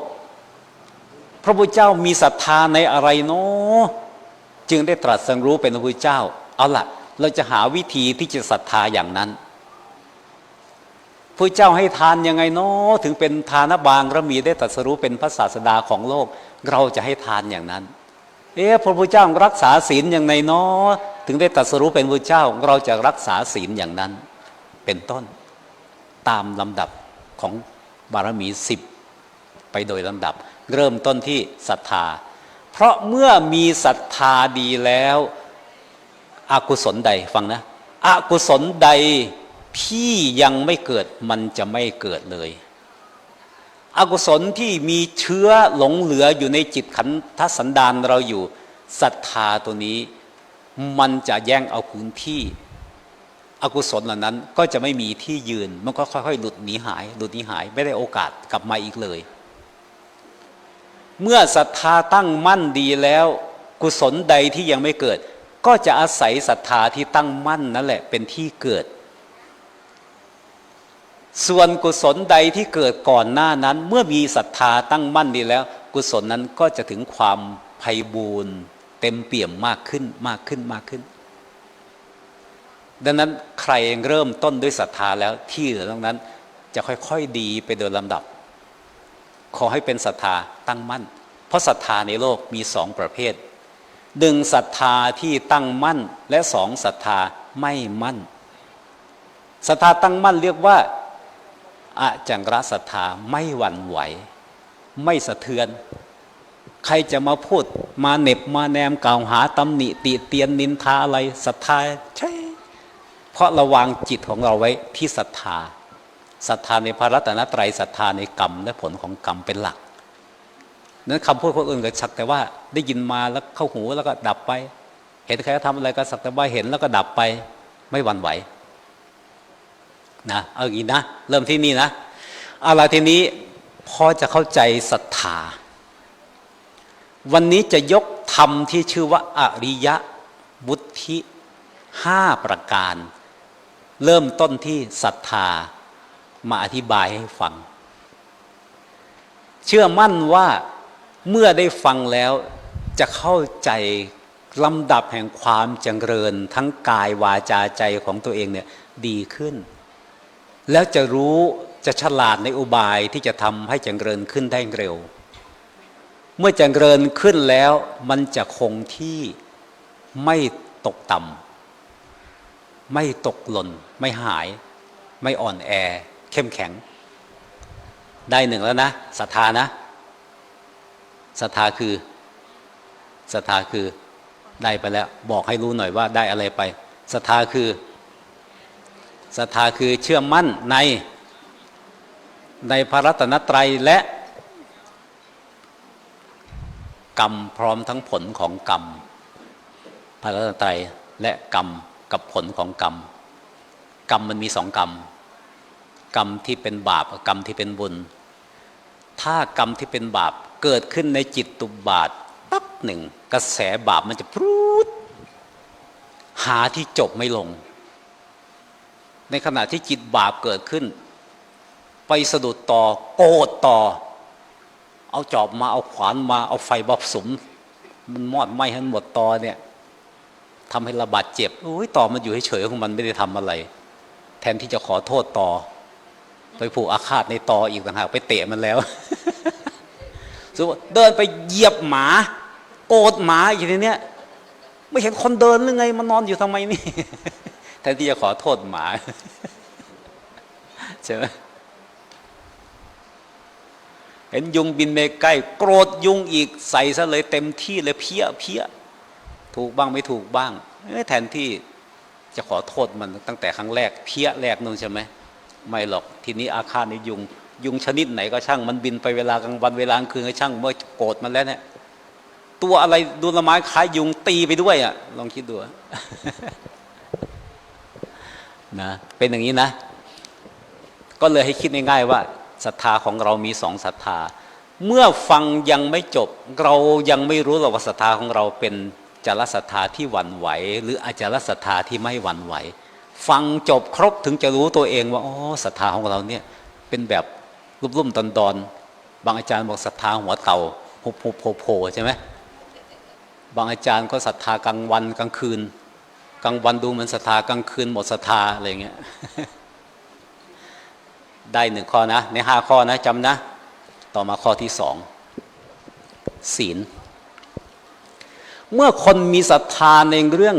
กรรมและผลของกรรมเขารู้สึกว่าตลอดชีวิตของเขาเนี่ยประสบเคราะห์กรรมต่างๆมากมายเริ่มตั้งแต่อวัยวะเต็มไปด้วยโรคชนิดต่างๆปวดขาปวดหลังปวดเอวปวดศีรษะปวดท้องมีอวัยวะอะไรปวดอันนั้นปวดบางทีก็เป็นโรคร้ายแรงรักษาไม่หายตกอกตกใจเราจะมีชีวิตรอดไปอีกกี่วันจิตใจเสียเราก็เลยคิดว่าสิ่งที่เราประสบเนี่ยมันเป็นผลวิบากของความขาดศีลไม่เชื่อลองดูถ้าปวดขาตึ๊บมันจะนึกถึงเลยเราเคยหักขากบขาเขียดใช่ไหมมันจะนึกไปเองอาการมันมาจากเหตุอะไรทำไว้เนี่ยมันจะเป็นไปอย่างนั้นถ้าปวดท้องไปทำอะไรผ่าท้องกบเอาแต่กบอยู่ไม่ไปไหนนะกบนี่ก็ครบทุกอย่างแล้วเนี่ยขี่มอเตอร์ไซค์มาวัดเห็นกบตัวใหญ่โดดข้ามทางจอดมอเตอร์ไซค์คุบไม่ทัน ถ้าคุบทันไม่ได้มาวัดแล้วกลับไปออมก่อน กลับไปออมก่อนคุบไม่ทันก็เลยมาวัดเนี่ย เนี่ยเป็นอย่างนี้นะดังนั้นเรามีอาการทางกายเจ็บไข้หรือมีความเจ็บปวดตรงไหนเราจะระลึกถึงกรรมที่เราเคยทำคอเคล็ดก็เพราะเคยหักคอปลาใช่ไหม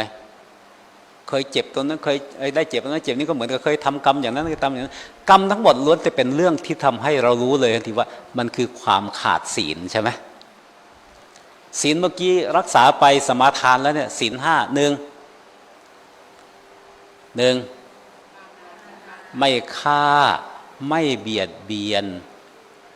ไม่แม้แต่จะเงื้อมือให้สัตว์นั้นๆสะดุ้งกลัวไม่ใช่ไม่พอใจก็เงื้อฝ่ามือเอาสะบ้อเดี๋ยวนั้นใช่ไหม อย่าว่าแต่ฆ่านะฆ่ากักขังทรมานใช่ไหมเบียดเบียนคุกคามให้มันสะดุ้งกลัว แม้แต่เงื้อมือเงื้อสตราอะไรก็ช่างจะเรียกว่าอยู่ในข้อขาดศีลเนี่ยทั้งหมดเลยฆ่าเองก็ตามให้คนอื่นฆ่าให้ก็ตามเบียดเบียนเองก็ตามให้ผู้อื่นเบียดเบียนก็ตามหรือเพียงแต่ว่าทำท่าอะไรนะกัดฟันใส่เดี๋ยวไม่ก็แนมากอกเดี๋ยวไม่ก็เงื้อมือทำท่าจะตบจะตียกขาทำท่าจะเตะหาไม้มาเงื้อสารพัดทำให้สัตว์นั้นๆรวมทั้งมนุษย์ของเราด้วยเนี่ยสะดุ้งกลัวมันสะดุ้งกลัวอันนี้ก็อยู่ในศีลข้อที่1หมดเลยระหว่างเงื้อเฉยๆกับตียุงตายกับเงื้อแล้วไม่ตีอันไหนมากกว่ากันเงื้อเราก็ถอยเดี๋ยวจะบาปถอยมือคืนเอาสะบ้อเราไม่ทันเลยเอาสะบ้อเราเพี้ยก่อนแล้วอันไหนมีมากกว่างั้นก็รอรับผลกรรมต่อไปกรรมเทวดาโหสิมีน้อยคือพอทำท่าจะตีแล้วถอนมือคืนเนี่ยอโหสิโอ้อย่าได้มีเวรมีกรรมต่อกันไปเลยนะเราถอยมือคืนใช่ไหมเมื่อเพี้ยหมดเวรหมดกรรมไปแล้วทีนี้พรุ่งนี้มันได้มาตอมอีก ไม่ใช่อย่างนั้นใช่ไหมเอาแล้วศีลข้อ2ล่ะรักใช่ไหมรักเองก็ดีให้เขารักก็ดี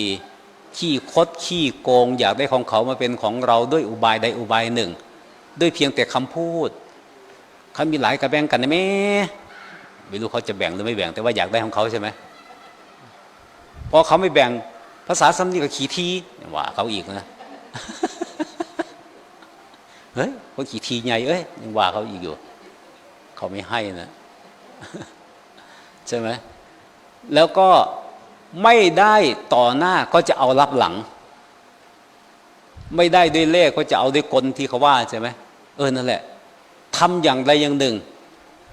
จนถึงขนาดจะไปขโมยวัวเขาเขาผูกเชือกล่ามวัวไว้ถ้าไปขโมยวัวเดี๋ยวโทษมันจะหนักขโมยแค่เชือกก็แล้วกัน แล้วก็จูงลากเชือกไปพอเจ้าที่มาจับขโมยวัวไม่ได้ขโมยวัวขโมยเชือกไม่ขโมยเชือกอะไรเนี่ยวัวมันติดอยู่เชือกไม่ได้คิดจะขโมยวัวนะจะเอาแต่เชือก มันก็ขโมยเหมือนเดิมเลยใช่ไหมล่ะต่อมาข้อ3อะไรเมื่อกี้เห็นว่าไม่เหมือนกันเนี่ยศีล5ว่ากาเมศีล5ของศีล8ว่าอภรรมจริยาหลายคนสงสัยเหลือเกินศีลข้อนี้สงสัยอะไรศีลข้อ3ของศีล5กับศีลข้อ3ของศีล8นะมันไม่เหมือนกันเพราะคำพูดก็ไม่เหมือนกันพฤติกรรมก็ไม่เหมือนกัน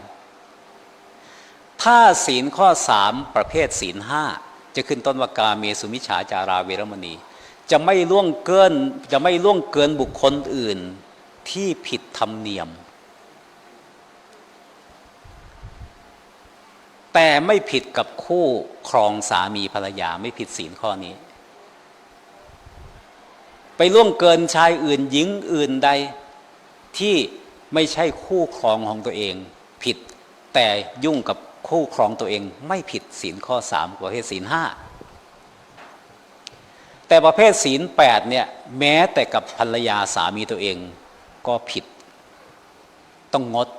ถึงจะรักษาศีล8ได้ศีล8ชั่วขณะช่วงเช้าช่วงบ่ายหรือช่วงกลางคืนเท่านั้นก็เป็นศีล8ได้แต่ถ้าจะเป็นศีล8อุโบสถต้องครบ1วัน1คืนซะก่อนจึงจะเป็นอุโบสถเนี่ยคือความต่างกันนะเราเคยผิดศีลข้อนี้ไหมถ้าบ้านเมืองใดมีเทวธรรมคือหิริโอตตัปปะศีลข้อนี้ไม่ค่อยมีถ้าไม่มีหิริโอตตัปปะแล้วมั่วไปเรื่อยเหมือนสัตว์เดรัจฉานใช่ไหมสัตว์เดรัจฉานเราเลี้ยงไว้เอาลูกหมามาเลี้ยงเอาแม่มาด้วยกลัวไม่มีนมกินต่อมาอีกปีหนึ่งลูกกับแม่มันสมสู่กันแล้วเห็นไหมมันไม่ผิดศีลของมันเพราะมันเป็นเดรัจฉานแต่ถ้าเราเป็นอย่างนั้นเราก็เหมือนกับเดรัจฉานใช่ไหมนั่นแหละ ต่อมาศีลข้อ 4เอาที่เหมือนกันไปก่อนนะพอขึ้นข้อ 6ไปถึงข้อ 8ก็แยกของศีล 8ศีลข้อ 4เว้นอะไรบ้างนะเว้นพูดผิดไปจากความจริงพูดปดมดเท็จขี้ตัว 2. ไม่พูดตำหนิติฉินนินทากล่าวหา 3. ไม่พูดคำหยาบคายกล่าวร้ายข่มขู่คุกคามดุด่าแล้วก็ขู่จองเวรส่วนประเภทที่4ในศีล4นั่นก็คือพูดเล่นๆพูดแล้วไม่มีประโยชน์ในคำพูดเป็นต้นว่าอยู่เฉยๆนั่งไปนั่งมามีอะไรทำโอ๊ยข่อยเมื่อบ้านดีกว่าแล้วก็กลับบ้านมันมีประโยชน์อะไรคำพูดถ้าบอกว่าขออนุญาตกลับบ้านก่อนนะอันนี้มีประโยชน์กว่าใช่ไหมภาษาสิกลับบ้านนี้มาบอกงู บางคนคิดใช่ไหม4อย่างเนี้ยเคยไหมเคยพูดโกหกไหมระหว่างโกหกคนทั่วไปกับโกหกคนในครอบครัวตัวเองโกหกใครมากกว่าเอาลูกคนอื่นกับลูกเจ้าของเราโกหกใครมากกว่า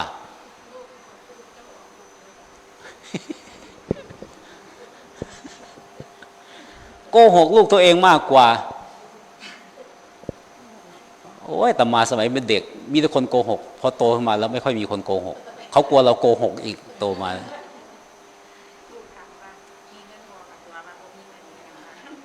ไม่มีลูกไม่มีพ่อลุงที่หน้าหนาวคนที่บ้านแกงหน่อไม้ส้มกับปลาช่อนไข่ใช่ไหมปลาแม่ไข่ใช่ไหมไข่เป็นป้องป้องป้องพอแกงสุกแล้วมันบานใช่ไหมแล้วก็เม็ดไข่ฟองอองลอยเต็มชามแกงหน่อไม้ส้มเราเห็นไข่ก็หยิบก่อนละพอลุงตบมือแพะเป็นเด็กเป็นเล็กไม่ดูอะไรเลยกินแม้กระทั่งดินทราย เขาบอกว่าไข่ปลาช่อนมันเป็นดินทรายแล้วก็วางแปะทิ้งเลยเอาเกือบกินดินทรายไปแล้วก็หลอกกินของเราบอกว่าเป็นดินทรายต่อมาก็กินอะไรไม่ได้กินตีนไก่ก็ไม่ได้จะไปเขี่ยลูกเมียคนอื่นกินไตไก่ก็ไม่ได้หน้าด้านหน้ามึนว่ายากสอนยากมันเป็นวัฒนธรรมด้านคุณธรรมดีงามหรือเป็นคำโกหกคิดว่า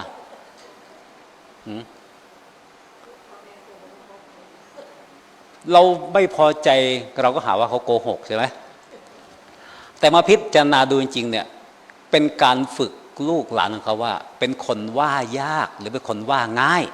เขาจะสังเกตดูตรงนี้แม้แต่โกหกเนี่ยจะเชื่อไหมถ้าเป็นคนเชื่อง่ายอย่างเนี้ยเขาถือว่าเป็นคนสอนง่ายเขาจะสอนเรื่องราวดีๆให้ฟังถ้าอะไรก็ไม่เชื่อจะไปเชื่ออะไรเชื่อที่อะไรโกหกทุกทีใช่ไหมคนก็เป็นคนหน้าด้านหน้ามึนไม่เชื่อใครง่ายเป็นคนไม่ฟังใครนะสอนยากต่อไปในวันข้างหน้าอย่างนี้เป็นต้นโกหกใช่ไหมอันนี้โกหกนะแล้วก็โกหกได้ทุกเรื่องใช่ไหมปกติโกหกได้ทุกเรื่องโกหกไม่ได้ใจตัวเองโกหกตัวเองไปด้วยวันๆไม่รู้จะทำอะไรนะโกหกเคยนินทาคนไหมเคยถามพระเคยนินทาไหมไม่เคยถ้าเป็นฆราวาสมาก่อนเคยมันเป็นเรื่องของกระแสชาวบ้านแต่เป็นพระมาเนี่ยไม่รู้จะไปนินทาใครว่าอะไรมีแต่สอนอยู่ไม่รู้จะไปนินทาเลยจะบอกว่านินทาลูกศิษย์คนนั้นไม่เก่งลูกศิษย์คนนี้ไม่เก่งก็ไม่เคยพูดนะถ้าพูดก็พูดต่อหน้ากันทั้งหมดเนี่ยเทียบเคียงกันระหว่างคนนี้ดูซิว่าตอนนี้เขาทำไมเก่งกว่าเราคิดดูซิเรานอนกี่โมงเขานอนกี่โมงแล้วเขาอ่านหนังสือกี่ชั่วโมงเขาอ่านหนังสือกี่ชั่วโมงเขาขี้เกียจหรือเขาขยันให้ดูเปรียบเทียบเอาอันนี้ไม่ใช่นินทาเป็นอุบายสอนนะต่อมาที่3พูดคำหยาบคายเป็นไหมป้อยเป็นไหมป้อยไม่เจ้าของใช่ไหมโอ้ยกูสั่งเจ้าของเด้บักกอกใส่หัวเจ้าของซะบ่ช่างทำไมเจ้าของเนี่ยนั่งขอเปลี่ยนอิริยาบถท่านั่งก่อนเริ่มจะเมื่อยขาแล้วที่นั่งมันนิ่มเกินไปนั่งด้านนั่งทนนาน นะขออนุญาตนั่งท่านี้พูดคำหยาบก็เป็นสุดท้ายพูดเล่นเพ้อพกไปเรื่อยพูดเล่นก็คือมันไม่มีประโยชน์ต่อคำพูดว่าจะเป็นความดีความร้ายได้แต่สักว่าพูดพร่อยๆไปเรื่อยพูดเล่นหยอกล้ออันนู้นอันนี้นะเป็นต้นว่าโอ้วันนี้ทำไมสวยจังเลยเขาก็ยิ้มเขาก็บอกเขาว่าพูดเล่นอย่างเงี้ย ทุกวันนี้ก็ชอบพูดอย่างนี้ใช่ไหมภาษาในโลกโซเชียลสมัยใหม่แล้วชอบพูดเล่นนะจ้างใช่ไหมดีไม่ดีส่งหัวใจมาหาพระดีใจมากเลยได้ท่านเป็นเพื่อน ส่งขอเป็นเพื่อนมาตั้งนานท่านไม่รับเป็นเพื่อนสักทีวันนี้ท่านรับไม่ดีใจมาได้พระเป็นเพื่อน อันนี้ก็มีไหมแทนที่พระรับเป็นเพื่อนที่จะกราบนมัสการเจ้าข้าอะไรกันไม่ว่าดีใจได้พระเป็นเพื่อน อย่างเนี้ยกระบี่อะไรไล่ไปนะศีลข้อ 5เสพสิ่งมึนเมาแต่คำพูดนี้หมายถึงอบายมุขทุกอย่างที่ทำให้เราติดนะติดอบายมุขไม่ว่าจะเป็นอบายมุขประเภทการเล่นการพนันการเสพการดื่มการกินสิ่งเสพติดการเที่ยวงานมหรสพครบงานติดเพื่อนชั่วแม่สอน100 คำพันคำมันโกรธเพื่อนยุทีเดียวมันเชื่อใช่ไหม มีนิทานอยู่เรื่องหนึ่งในมาตาปิตุอุปถัมภ์ความเป็นกตัญญูต่อมารดาบิดาท่านเล่าบรรยากาศเอาไว้ตอนหนึ่งแม่มีลูกชายคนเดียวพ่อเสียชีวิตไปนานแม่เดียวเลี้ยงลูกตั้งแต่เล็กจนโตเป็นวัยรุ่นแม่สอนดีคำสอนแล้วทำตามแล้วจะรับโทษไปตกนรกมันไม่มีเลยมีแต่คำสอนดีแต่เขาไม่ชอบคำสอนดีเถียงแม่สอนดีๆเถียง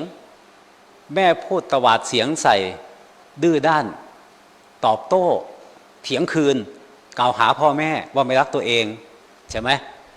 แต่เพื่อนมาชมคำเดียวมันเชื่อ เพื่อนมายุทีเดียวมันเชื่อ วันหนึ่งไอ้หนุ่มวัยรุ่นคนนี้ก็เพื่อนมาเบิ้ลมอไซค์อยู่หน้าบ้านแล้วแบนไม่กล้ามาแล้วโดนแม่ด่าโดนแม่เพื่อนด่ามึงจะพาลูกกูไปไหนอีก อะไรเป็นอยู่นะให้รู้ไอ้นี่ก็พอได้ยินเสียงเป็นเพื่อนมาก็ไปบอกแม่แล้วแม่จะไปธุระกับเพื่อนหน่อยธุระอะไรโอ้ช่างเถอะแม่ไม่ต้องไปสนใจหรอกเรื่องของเด็กๆ สุดท้ายแม่ก็รู้ไม่ใช่แม่เขาดูตาแป๊บเดียวหรือดูบรรยากาศทุกอย่างดูออกว่าลูกจะไปทำอะไรใช่ไหมจะไปเที่ยวชมมหรสพซึ่งมันมีข่าวบ่อยตีกันอยู่เรื่อยใช่ไหมยกพวกตีกันเดี๋ยวเจ็บเดี๋ยวตายแม่ก็เป็นห่วงลูกมีลูกคนเดียวไม่มีคนสืบทอดวงตระกูลแล้วอย่าไปเลยลูกนะได้ยินว่างานอย่างนี้เนี่ยงานหมอลำซิ่งอะไรเนี่ยวัยรุ่นชอบตีกันใช่ไหมลูกจะไปเลยมันมีอันตราย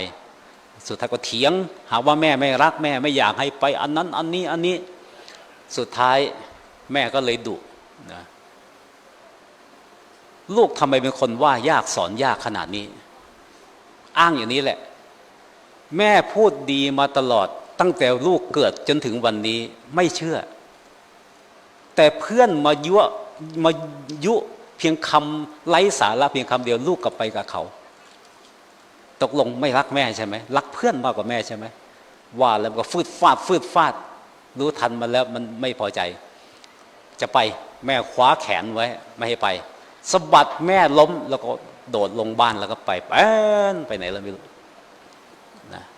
ในบาลีท่านพรรณนาบรรยากาศตอนเนี้ยเอาไว้ว่าถ้าลูกคิดทันตอนนั้นออกไปสักนิดหนึ่งแล้วก็ย้อนคืนมาแอบมองดูแม่ว่าแม่จะทำอะไรหลังจากด่าเราแล้วว่าแม่รักเราจริงไหมใช่ไหมแม่ไม่รู้ว่าจะมีลูกมาแอบดูลูกก็ไม่มาแอบอยู่ดีนั่นแหละแต่บาลีท่านสะท้อนมุมนี้ให้เห็นบรรยากาศเพราะแม่ด่าส่งท้ายลูกไปมึงไปตายให้มันจบสิ้นซะไปตายซะลูกก็เลยโกรธว่าแม่ไม่รักใช่ไหมสุดท้ายแม่รีบเข้าไปห้องพระจุดธูปจุดเทียนบูชาพระไหว้เทวดาอ้อนวอนข้าแต่ท่านเทพเจ้าข้าแต่พระพุทธเจ้าสิ่งศักดิ์สิทธิ์ทั่วสากล คำใดที่ข้าพเจ้าสบทกับลูกเมื่อกี้แล้วอย่าได้เป็นเช่นนั้นเลยแม่บอกว่าไปตายมันจบอย่าได้เป็นอย่างนั้นเลยแม่ก็ไปอ้อนวอนสิ่งศักดิ์สิทธิ์ว่าคำพูดที่พูดไปอย่างเนี้ยอย่าให้เป็นอย่างนั้นเห็นไหมถ้าจังหวะอย่างนี้ถ้าลูกหวนมาแอบดูว่าแม่หลังจากด่าแล้วแม่จะทำอะไรมันจะเห็นเลยใช่ไหมมันจะเห็นเลยแล้วมันก็จะประทับใจกลับใจตอนเนี้ยแต่มันไม่มา มันเลยเสียโอกาสเหมาะอย่างนี้ไปเนี่ยที่ว่ามาเนี่ยดังนั้นคำว่าศีลตั้งแต่ข้อ 1 ถึงข้อ 5เป็นศีลของทายกทายิกาอุบาสกอุบาสิกาแบบฆราวาสธรรมธรรมของชาวบ้านใดขาดศีลชาวบ้านนั้นก็เสื่อมเพราะอานุภาพหรือเพราะกรรมวิบากของความขาดศีลของฆราวาสถ้าใครรักษาศีลได้ดีก็จำเริญด้วยพลังอานุภาพหรือกุศลวิบากของความเป็นผู้มีศีลบริบูรณ์ศีลขาดชะตาก็ขาดศีลไม่ขาดชะตาก็ไม่ขาดพูดง่ายๆนะเป็นอย่างนี้นะอันนี้คือศีลของคนที่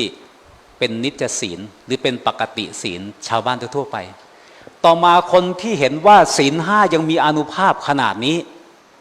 มีขนาดไหนท่านสรุปไว้ว่าสีเลนะสุขติงยันติใครจะได้ถึงความสุขก็เพราะว่าศีล 5 ข้อนี้แหละสีเลนะโภคสัมปทามีทรัพย์ยังอยู่ก็เพราะศีลนี่แหละแม้ทรัพย์อื่นที่หายังไม่ได้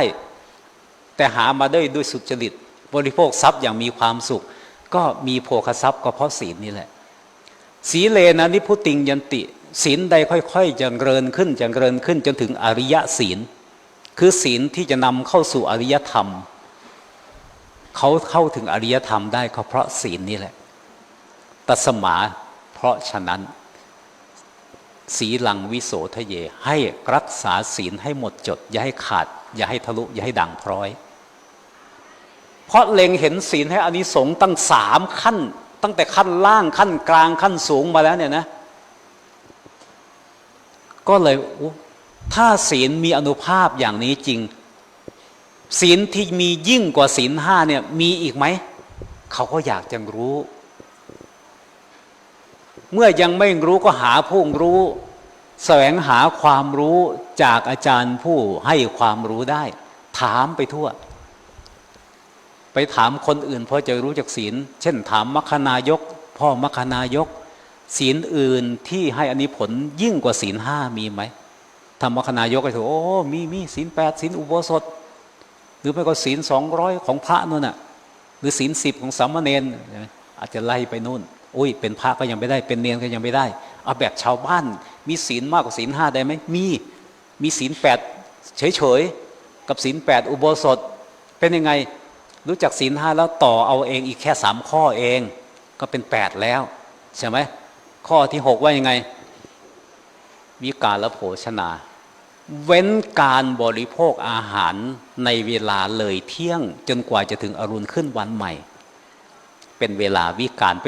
เป็นเวลานอกการของคนถือศีล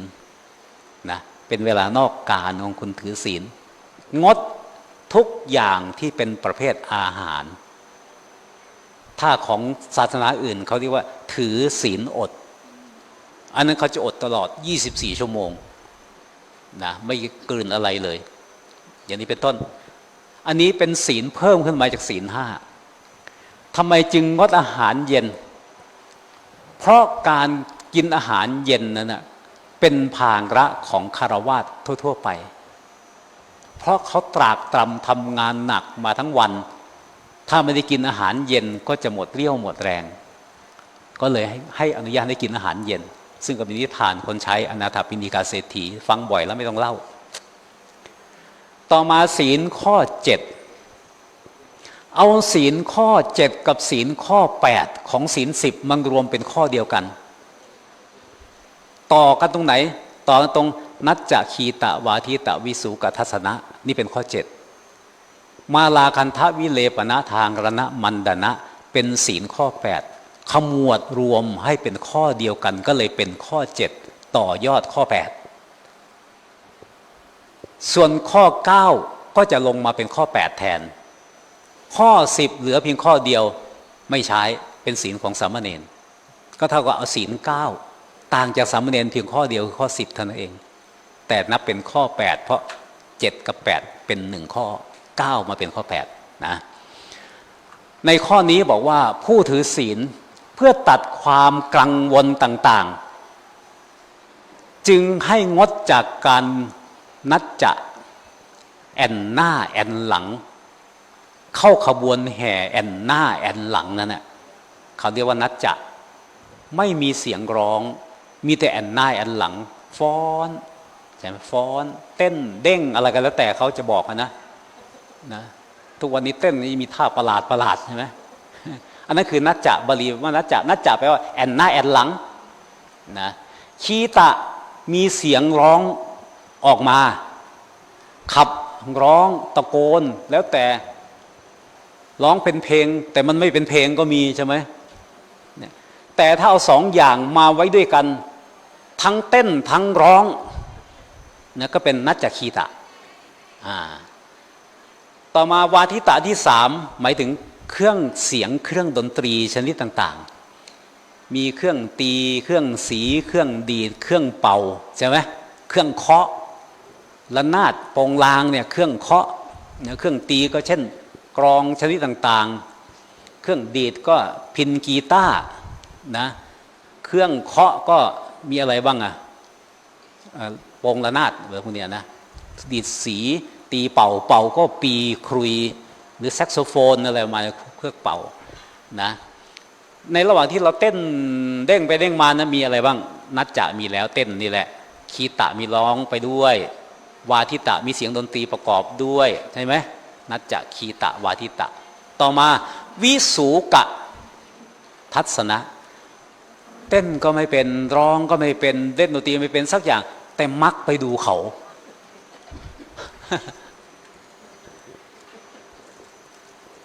วิสูกะทัศนะคือชอบไปดูเขาขนาดไม่ได้ไปดูนะนั่งอยู่บ้านน่ะได้ยินเสียงรถแห่ตรึมขาเริ่มกระดิกแล้วอยู่เนี่ยแต่ให้ออกไปเต้นจริงเต้นไม่เป็นหรอกใช่ไหมแต่มันกระดิกไปตามเขาอย่างนั้นน่ะ นั่นเขาเรียกว่าวิสูกะทัศนะชอบดูเขาร้องรำทำเพลงแต่ไม่ได้ร้องรำทำเพลงเองหรอกนั่นก็มีพวกมาร้องเก็บเงินพวกเราก็ไปดูเสียเงินอะไรประมาณนี้งานบ้านไหนมีมหรำราคา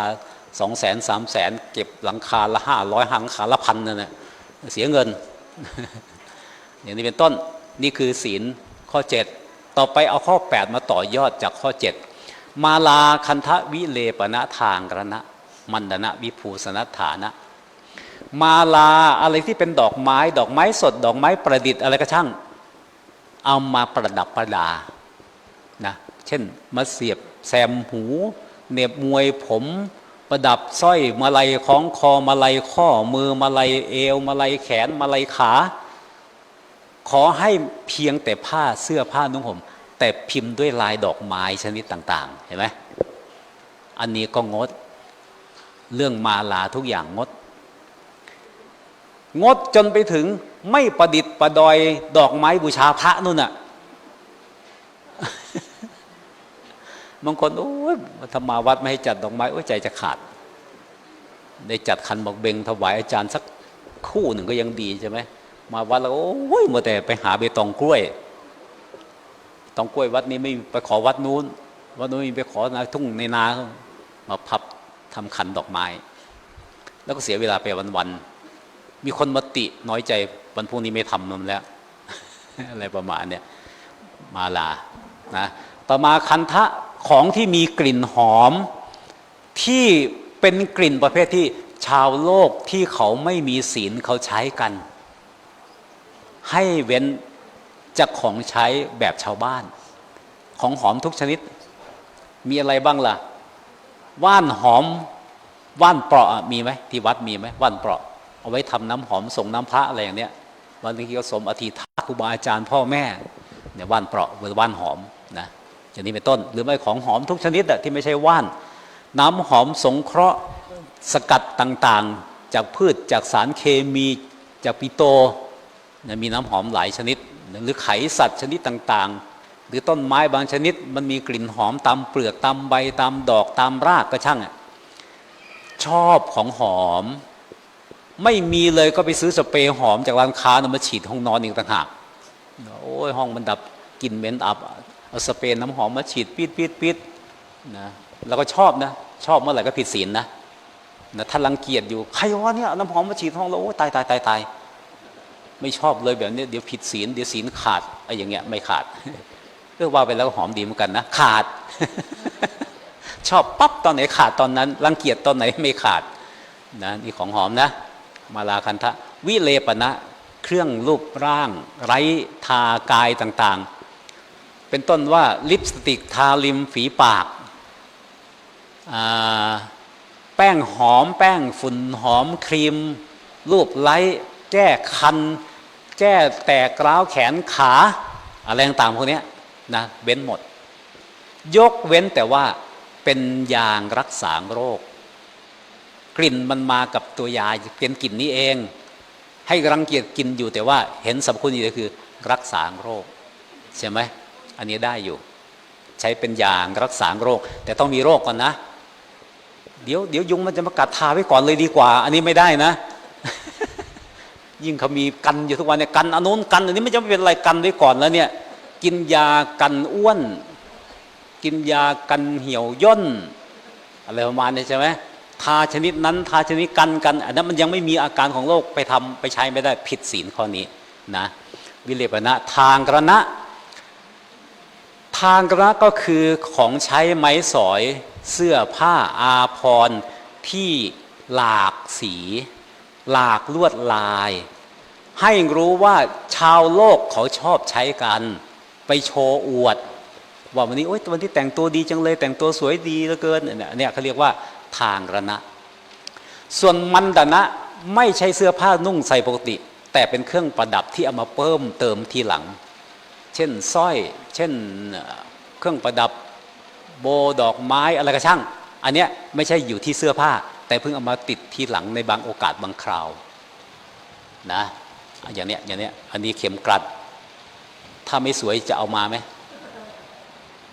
จะมากัดไหมถ้าไม่สวยเข็มกลัดเลยคิดเลยจะมากัดไหมนั่นแสดงว่าชอบของสวยอยู่ นะก็เดี่ยงไปโอ้นี่เอารูปพระมาใส่จะได้ไม่ผิดศีลถ้าเป็นรูปดอกไม้ผิดศีลเลยประมาณนี้นะหลวงพ่อไหนก็ช่างถามว่าถ้าไม่สวยจะมาติดไหมนั่นแหละมันต้องอยู่เนี่ยที่มาติดเพราะสวยถ้ามาติดเพราะระลึกถึงครูอาจารย์อีกเรื่องหนึ่งใช่ไหมถ้ามาติดเนี่ยเพราะสวยอันเนี้ยเสี่ยงผิดศีลนะต้องวางใจให้เป็นนะใช้ของต้องวางใจให้เป็นทารณะมันดนะวิภูสนฐานาวิภูสนฐานาเนี่ยเครื่องประดับอลังการทั้งปวงเช่นมงกุฎหรือไม่ก็อะไรปิ่นปักผมหรือไม่ก็สร้อยเพชรต่างๆที่มันเป็นเครื่องประดับที่เป็นอลังการเลยเนี่ยก็ให้เว้นทั้งหมดที่ว่ามันอยู่ในศีลข้อ 7ถ้าเราใช้ไปให้สำรวจตัวเองว่าดีเหลือเกินวันนี้อุปกรณ์ของใช้ไม้สอยใดๆเนี่ยไม่หมิ่นเหม่ต่อการทำลายศีลของเราเลยเพราะศีลมันทำลายหลายชั้นใช่ไหมแค่ด่างพร้อยเหมือนไปนั่งแล้วก็เปื้อนยางไม้มาหน่อยหนึ่งแล้วก็รังเกียจผ้าพาเราไปเปื้อนอะไรดำอย่างนี้ล้างก็ไม่ออกซักก็ไม่ออกมันลดฝาดอย่างนี้ใช่ไหมอันนี้ด่างพร้อยถ้ามันทะลุเป็นรูช่องปองรูแจ้งแป้งโอ้ยผ้าขาดเสร็จแล้วเดี๋ยวเขาจะทวงว่าใช้แต่ผ้าขาด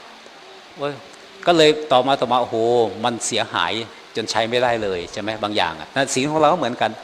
นะว่ามันเป็นความผิดระดับไหนระดับใช้ไม่ได้เลยคือนับว่านี่คือศีลข้อนี้ไม่ได้อีกแล้วหรือนับได้บางส่วนหรือพอนับได้อยู่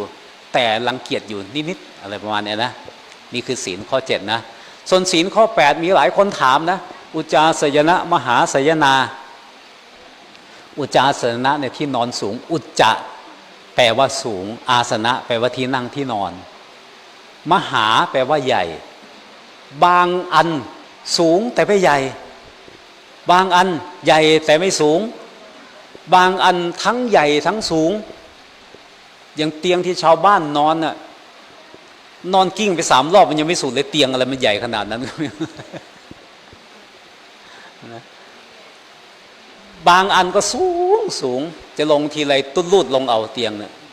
เหมือนเตียงป่วยโรงพยาบาลเนี่ยมันต้องหมุนซะก่อนถึงจะลงได้ใช่ไหมเนี่ยอย่างเนี้ยถ้ามันสูงมันใหญ่เกินไปเพราะชาวโลกเขาชอบใช้แบบนี้คนที่รักษาศีลก็อย่าไปยินดีในการใช้หากไปที่เขาเตรียมไว้ให้เราไม่ได้เตรียมใช้เองในชีวิตประจำวันก็ถือว่าพออนุมานอนุโลมได้อยู่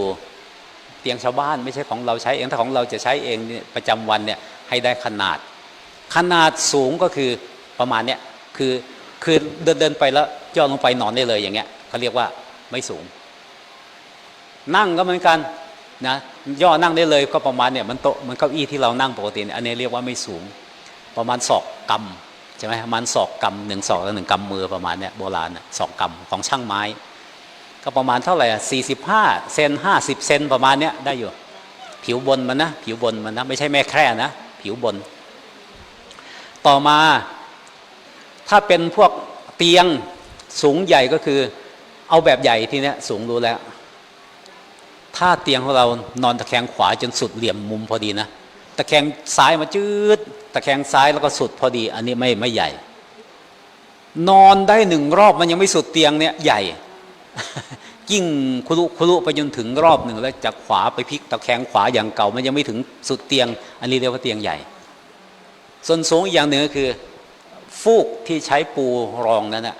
เมื่อนั่งทับลงไปแล้วเนี่ยมันไม่รู้สึกเลยว่าก้นหรือหลังของเราเวลานอนเนี่ยมันไปแตะกับไม้แข็งพื้นแล้วมันยังนุ่มๆอยู่อันนั้นเรียกว่าสูงถ้านอนลงไปกึกก็ถึงพื้นแล้วมันนิ่มนิดหน่อยก็ถึงพื้นแข็งแล้วอันนี้เรียกว่าไม่สูงนะเข้าใจตามนี้ถ้านอนทั้งสูงทั้งใหญ่หรือสูงอย่างเดียวก็ตามใหญ่ก็เดียวก็ตามผิดศีลข้อ8ไล่มาทั้งหมดเนี่ยนะให้คิดอย่างนี้อย่าลืมว่าศีลจะเกิดแล้วรักษาได้ดีเพราะมีศรัทธาเป็นฐานรองรับจำได้ไหมไล่ลำดับมาเนี่ยเมื่อศรัทธาเกิดขึ้นแล้วศีลย่อมรักษาได้ดีศีลที่ยังไม่เกิดจะเกิดขึ้นบนศรัทธาศีลที่เกิดแล้วจะรักษาได้มั่นคงบนศรัทธานั้นถ้าศรัทธาหวั่นไหวศีลก็ทะลุง่ายขาดง่ายถ้าศรัทธาไม่หวั่นไหวศีลก็ไม่ขาดง่ายดังนั้นเมื่อศรัทธาดีศีลรักษาได้ดีแล้วจะทำอะไรให้เกิดขึ้นต่อไปได้อีก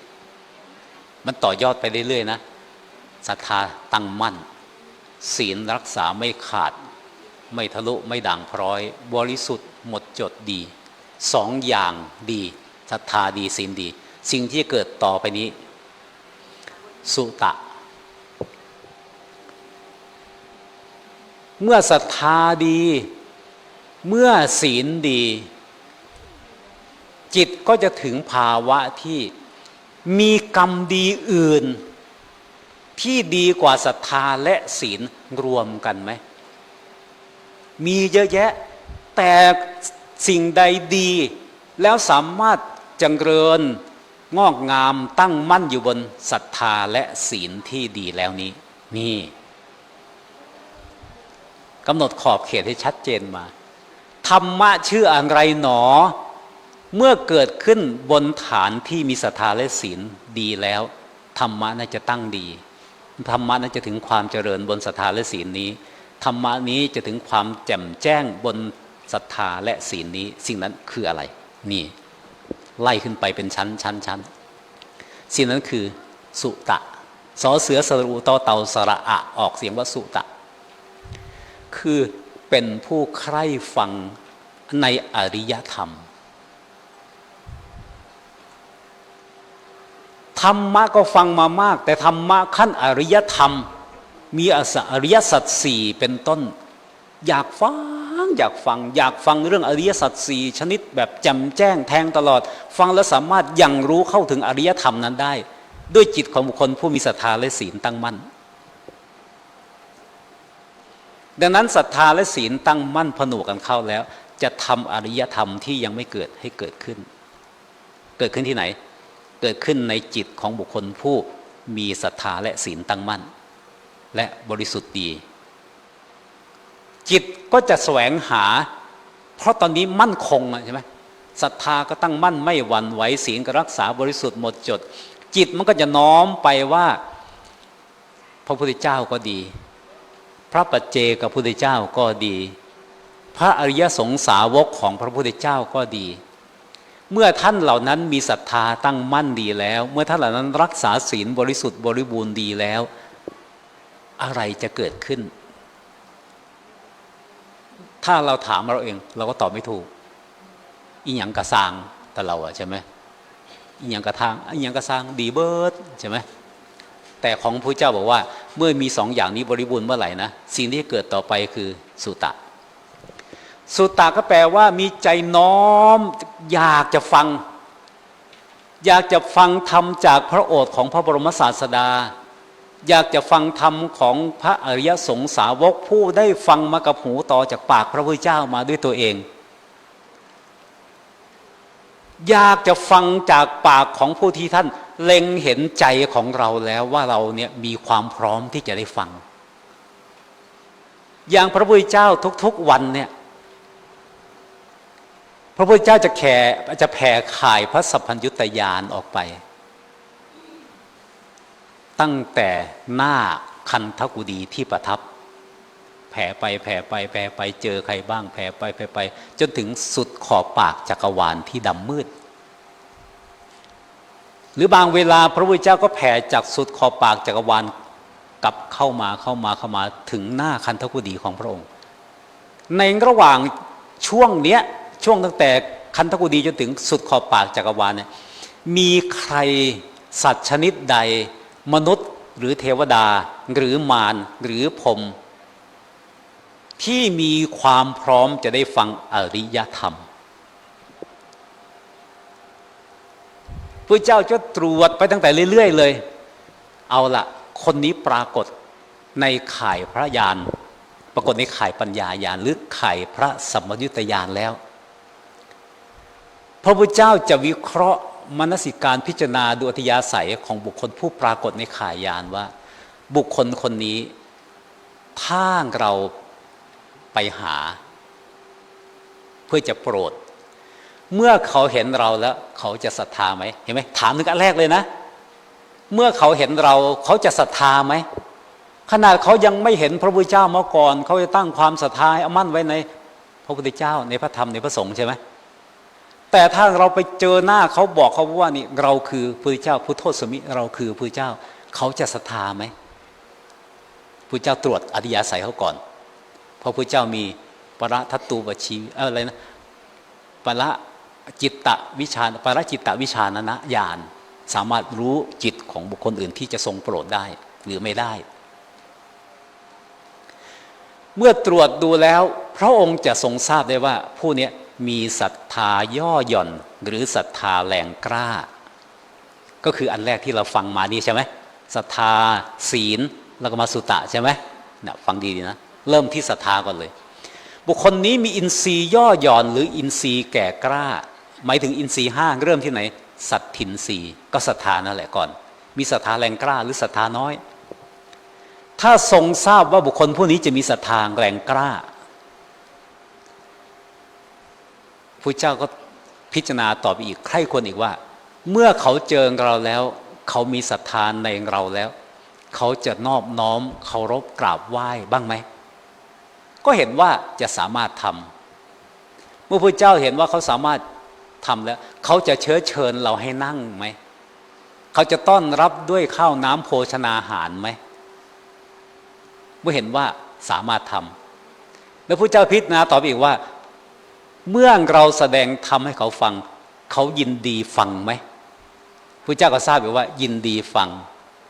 เมื่อเขายินดีฟังเมื่อเราแสดงธรรมตามกระแสแห่งอริยธรรมอยู่นี้เขาจะสามารถยังรู้ถึงธรรมที่เราแสดงไหมเห็นว่าสามารถยังรู้พระเจ้าก็จะตีค่าของท่านนี้ว่านี่คือเวไนยสัตว์ผู้ที่จะสามารถโปรดได้ในปัจจุบันเห็นไหมเวไนแปลว่าควรแนะนำถ้าพระพุทธเจ้าทรงทราบถึงขนาดนี้ด้วยสัพพยุตญาณขนาดนี้พระเจ้าจะละเลยเสียเอาไว้ก่อนเมื่อยไม่ไปหรอกวันนี้วันหน้าไม่ได้ต้องไปเพราะอะไร เพราะบางคนเขาจะอาจจะทำความดีมามาก แล้วอาจจะเคยตั้งความปรารถนาว่าสาธุในชาติใดชาติหนึ่งข้างหน้าขอให้ได้เกิดเป็นมนุษย์ขอให้ได้พบพระพุทธศาสนาขอให้มีศรัทธาตั้งมั่นขอให้ได้ฟังธรรมจากพระโอษฐ์ของพระศาสดาขอให้มีปัญญาอย่างรู้ธรรมที่ได้ฟังแล้วถ้าเขาตั้งความปรารถนาอย่างนี้ล่ะถ้าเราจะเพิกเฉยเสียบุญกรรมที่เขาทำมาด้วยความปรารถนาแรงกล้าขนาดนี้ก็จะเปล่าประโยชน์เอาละเราควรไปเสียเดี๋ยวนี้เห็นไหมถ้าเวลานี้พระพุทธเจ้าตรวจดูพวกเราอยู่เราเป็นอย่างนั้นไหมเรามีศรัทธาไหมศรัทธาเอาเท่าไหร่ล่ะเอาทีละ25 50 75 50ศรัทธาโยมอยู่เลขไหนหน่วยที่1หน่วยที่2หน่วยที่3หน่วยที่4อยู่ที่ไหนจักหาบ่เห็นศรัทธาจักเป็นยังไงบ้างเนี่ยหายังไม่เจอว่าถ้าหาดีพระเจ้าเอาไปอีกสัก2-3อสงไขยก่อนค่อยไปหากันก็แล้วกันเลยมันใช่ไหมอสงไขยกลับยังไม่ได้เจอเลยแบบเนี้ยถ้าพระเจ้าเห็นปรากฏในข่ายยานแสดงว่าคนนั้นมีความพร้อมระดับหนึ่งจะก็มีศรัทธาแรงกล้านะเมื่อได้เจอแล้วพระเจ้าจะโปรยปลายกระแสพระธรรมเทศนา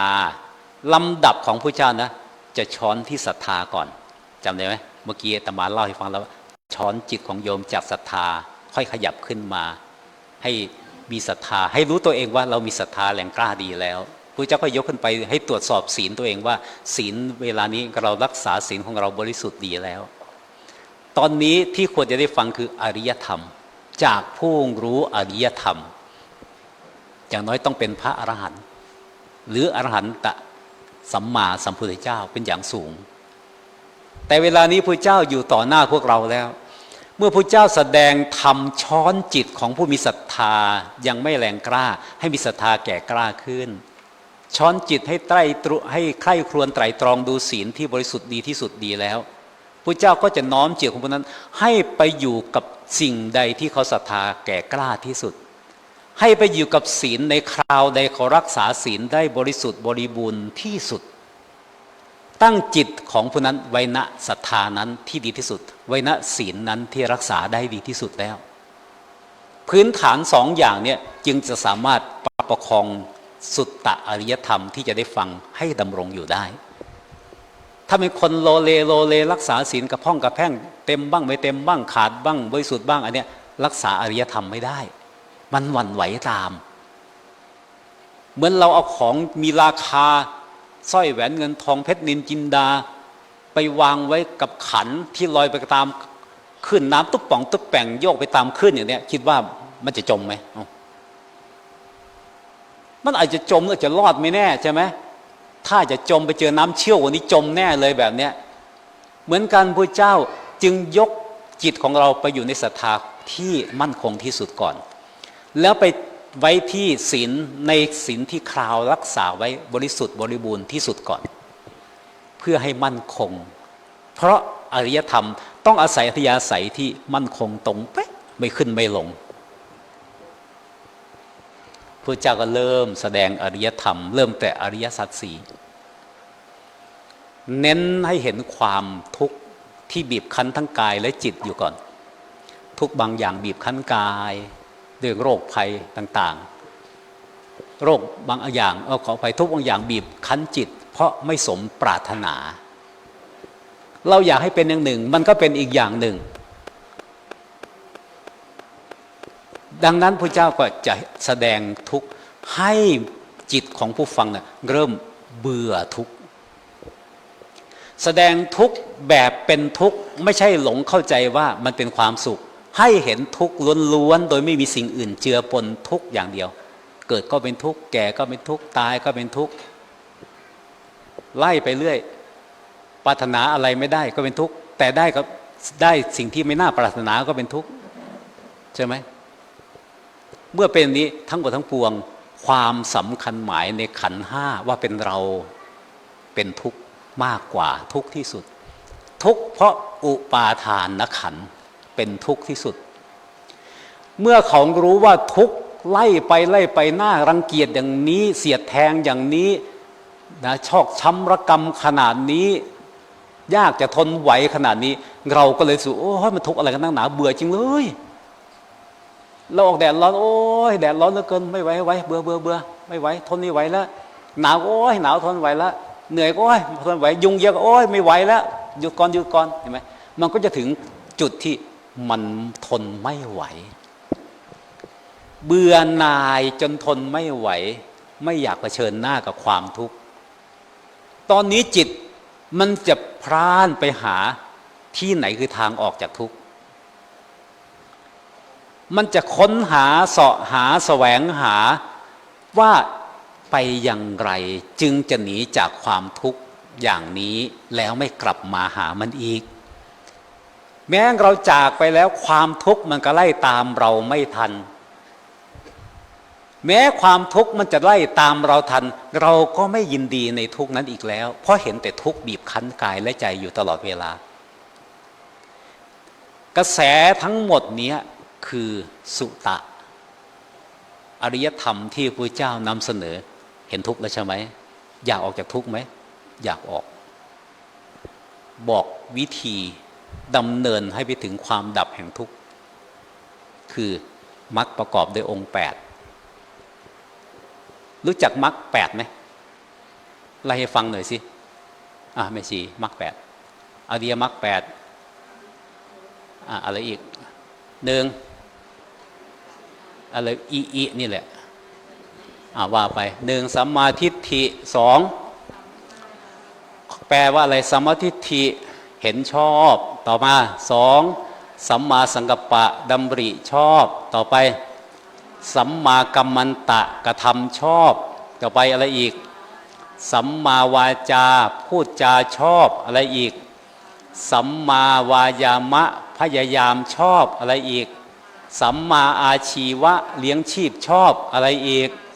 สัมมาสติระลึกชอบอะไรอีกสัมมาสมาธิตั้งมั่นไม่หวั่นไหวชนิดอย่างดีที่สุดชอบและดีคำว่าชอบคือไม่แปรเปลี่ยนเป็นอื่นเมื่อเห็นถูกเราก็ไม่เปลี่ยนเป็นอื่นเมื่อดำริถูกก็ไม่เปลี่ยนเป็นอื่นจะไปเปลี่ยนคิดผิดโอ้ยค่อยหลงเข้าใจคักว่ามันเจ้าดีคักวันนี้เจ้าคือเป็นจังซี่เนี่ยไม่มี ว่าอะไรดีก็ดีอย่างนั้นหากสิ่งนั้นมันจะมีดีและชั่วปนกันยกจิตไปตั้งไว้นะที่มันดีที่สุดจำไว้นะถ้าศรัทธาเราขึ้นลงเอาจิตของเราไปเกาะไว้ที่ศรัทธาของเราตอนที่มันดีที่สุดถ้าศีลรักษาขาดบ้างไม่ขาดบ้างเอาจิตของเราไปเกาะไว้ศีลที่รักษาแล้วบริสุทธิ์ที่สุดเมื่อได้ฟังอริยธรรมอย่างนี้พระเจ้าบอกถ้าอยากให้พ้นไปจากทุกข์ก็ให้เริ่มที่เข้าใจทุกข์เข้าใจทุกข์สัมมาทิฏฐิเข้าใจทุกข์สัมมาสังกัปปะก็เอาละลงมือจะทำยังไงตอนนี้เข้าใจมาแล้วจะทำยังไงอันนี้ควรทิ้งหรือควรเอาไว้ดำรินึกคิดหาแผนวางแผนนะแล้วก็สัมมากัมมันตะลงมือทำมันเลยเมื่อรู้แล้วไม่ต้องเอาไว้พรุ่งนี้ดีกว่าวันนี้ดึกแล้วไม่ต้องใช่ไหมจิตจะบรรลุแป๊บอยู่พรุ่งนี้ดีกว่าอย่างเงี้ยหมดท่าเลยตื่นมาพรุ่งนี้เอาเปลี่ยนไปแล้วกระแสจิตที่มันได้กำลังพอดีมันก็หวบลงไปหาจุดเดิมไม่ได้ต่อมาอีกไล่ไปจนถึงสัมมาสมาธิจิตตั้งมั่นคำว่าตั้งมั่นนี้ในเวลานั้นความโลภก็แทรกแซงจิตไม่ได้ความโกรธก็แทรกแซงจิตไม่ได้ความหลงก็แทรกแซงจิตไม่ได้มันถูกอริยธรรมที่เราวิเคราะห์ใคร่ครวญพิจารณาอยู่เนี่ยทับเอาไว้แต่ยังไม่หมดอำนาจต้องรักษาการข่มพวกธรรมที่เป็นฝ่ายไม่ดีทั้งหลายเอาไว้ให้ได้เพราะมันเป็นเหตุของความทุกข์เมื่อเป็นอย่างนี้เท่านี้พอไหมมันไม่พอหรอกเพราะเราว่าไปตามกระแสนี่อะไรมันหลุดทุกทีเลยกำลังจะถึงดิ่งเข้าสมาธิแวบไปอย่างอื่นแล้วคิดถึงบ้านคิดถึงลูกถึงหลานหมาแมวสารพัดไปแล้วโอ้ยเขาเอาก่อนซะเนาะเขาก่อนซะเนาะนู่นเห็ดละโงกได้ยินข่าวว่าข้างวัดป่าจริยธรรม เมื่อแต่ออกศีลช้าเดี๋ยวคนตื่นเช้าก็ไปเก็บเอาก่อน อะไรประมาณนี้ใช่ไหมแล้วจะทำยังไงล่ะในระหว่างที่ ประคองจิตให้อยู่ในแนวนี้แต่มันหลุดบ่อยจะทำยังไงเพราะอานุภาพของกรรมดีที่จะประคับประคองจิตที่เข้าถึงธรรมที่สูงแล้วให้มั่นคงอยู่มันไม่พอมันแวบไปเรื่อยมันหลุดอยู่เรื่อยๆแล้วจะทำไงใช้ธรรมข้อที่สี่ยังมีอีกยังไม่หมดง่ายเพิ่งได้3 ข้อเอง5 ข้อเนี่ยหนึ่งศรัทธาแรงที่สุดดี2ศีลบริสุทธิ์ที่สุดดี3ฟังอริยธรรมสูงสุดดี3แล้วสิ่งที่นั้นดีแต่เราดีพอไหมเราสามารถเป็นที่ตั้งมั่นของธรรม3 ส่วนที่ดีที่สุดอยู่มั่นคงดีไหมถ้ายังไม่มั่นคงหาตัวช่วยต่อไปนี้คือทำข้อที่4ในอริยวุฒิคือจาคะตั้งแต่พูดมานี่ได้พูดถึงเรื่องให้ทานมั้งไหมไม่ได้พูดถึงเรื่องให้ทานเลยจาคะมุตตะจาคะด้วยนะตั้งใจสละปล่อยวางไม่สำคัญยึดมั่นถือมั่นเลยนะปล่อยวางทิ้งเลยนะไม่รักษาไว้ไม่หวงแหนไม่เสียดายเลยเป็นมุตตะจาคะสละจริงๆไม่เสียดายทำไมจิตจึงอ่อนแอเพราะอะไรเพราะจิตนี้มันอยู่ไม่นานทำไมจึงอยู่ไม่นานปีติและปราโมทย์ที่จะประคับประคองสภาวะธรรมที่เกิดมา3 อย่างนั้นไม่บริบูรณ์มันมีแต่พลังความมุ่งมั่นภาคเพียรอุตสาหะปรักกมะคเม่นเข้มข้นแต่ความชื่นอกชื่นใจมันยังไม่มีก็รักษาไม่อยู่ถ้ามันจะหลุดมันก็หลุดตอนมันอ่อนล้าเพราะยังไม่ได้เสพผลของอริยธรรมเลยมีแต่ทำงานปลูกอ้อยมันยังไม่งามก็ใจเสาะใจเสียอยู่ในโอ้ยได้ผลบ่น้ออยู่เนี่ยพอเห็นอ้อยงามฝนตกดีชื่นใจเห็นไหมมันต้องมีอะไรไปอุดช่องตรงนี้มันต้องมีอะไรไปเติมที่มันจะประคับประคองด้วยความอาถรรพ์เบิกบานร่างเริงสิ่งที่จะให้ได้คือจาคะการให้การแบ่งปันทำไมจะต้องพูด2 คำ1การให้2การแบ่งปันทำไมต้องพูด2 คำให้กับแบ่งปันเหมือนกันไหมเหมือนไหมไม่เหมือนยังไงคำพูดมันไม่เหมือนกันแล้วความหมายเหมือนกันไหมความหมายก็ไม่เหมือนดูว่าเหมือนอยู่นะแต่ไม่เหมือนนะฟังดูเหมือนจะเหมือนแต่ไม่เหมือนให้คือเตรียมตัวว่าจะให้แบ่งปันคือไม่เคยเตรียมตัวจะให้แต่สถานการณ์มันปฏิเสธไม่ได้เรียกว่าแบ่งปันมันเป็นยังไงคนมีมือชุ่มไม่ใช่มือแห้งเพราะมือนี้ไม่เคยว่างจากวัตถุทาน10 ประการใดประการหนึ่งมือเนี่ยเดี๋ยวล้างมือไปเลือกวัตถุทานเอาไว้เดี๋ยวล้างมือไปเลือกวัตถุทานเอาไว้สมมติว่าไม่ออกจะมาวัดทำแกงอ่อมไก่มาวัดล้างมือกี่ครั้งกว่าจะทำเสร็จล้างหม้อล้างทัพพีเช็ดถูเตาล้างผักสับไก่ล้างมือล้างมีดคิดว่ากว่าจะออมเสร็จล้างกี่ครั้งไม่น้อยกว่า5 ครั้งเลยใช่ไหมถ้าเกิดไม่ล้างล่ะกำผักมาจากแปลงแล้วมันหยุมหักพัวใส่หม้อเลยซิดมือเฉยๆไม่ล้าง ซิดสะบัดมือเนี่ยภาษาเรียกว่าซิดเนี่ยนะพอมันเปื้อนหน่อยก็ซิดแล้วก็มาขยำต่อมันล้างไม่รู้กี่ครั้งเลยใช่ไหม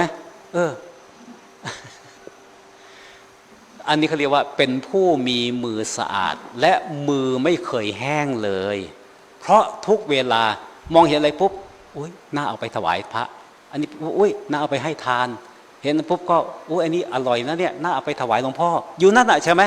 มีใจห่วงว่าเราจะให้ทุกวันจึง เตรียมของที่จะให้ทานในวันรุ่งขึ้นไว้ให้เสร็จก่อนนอนทุกครั้งคน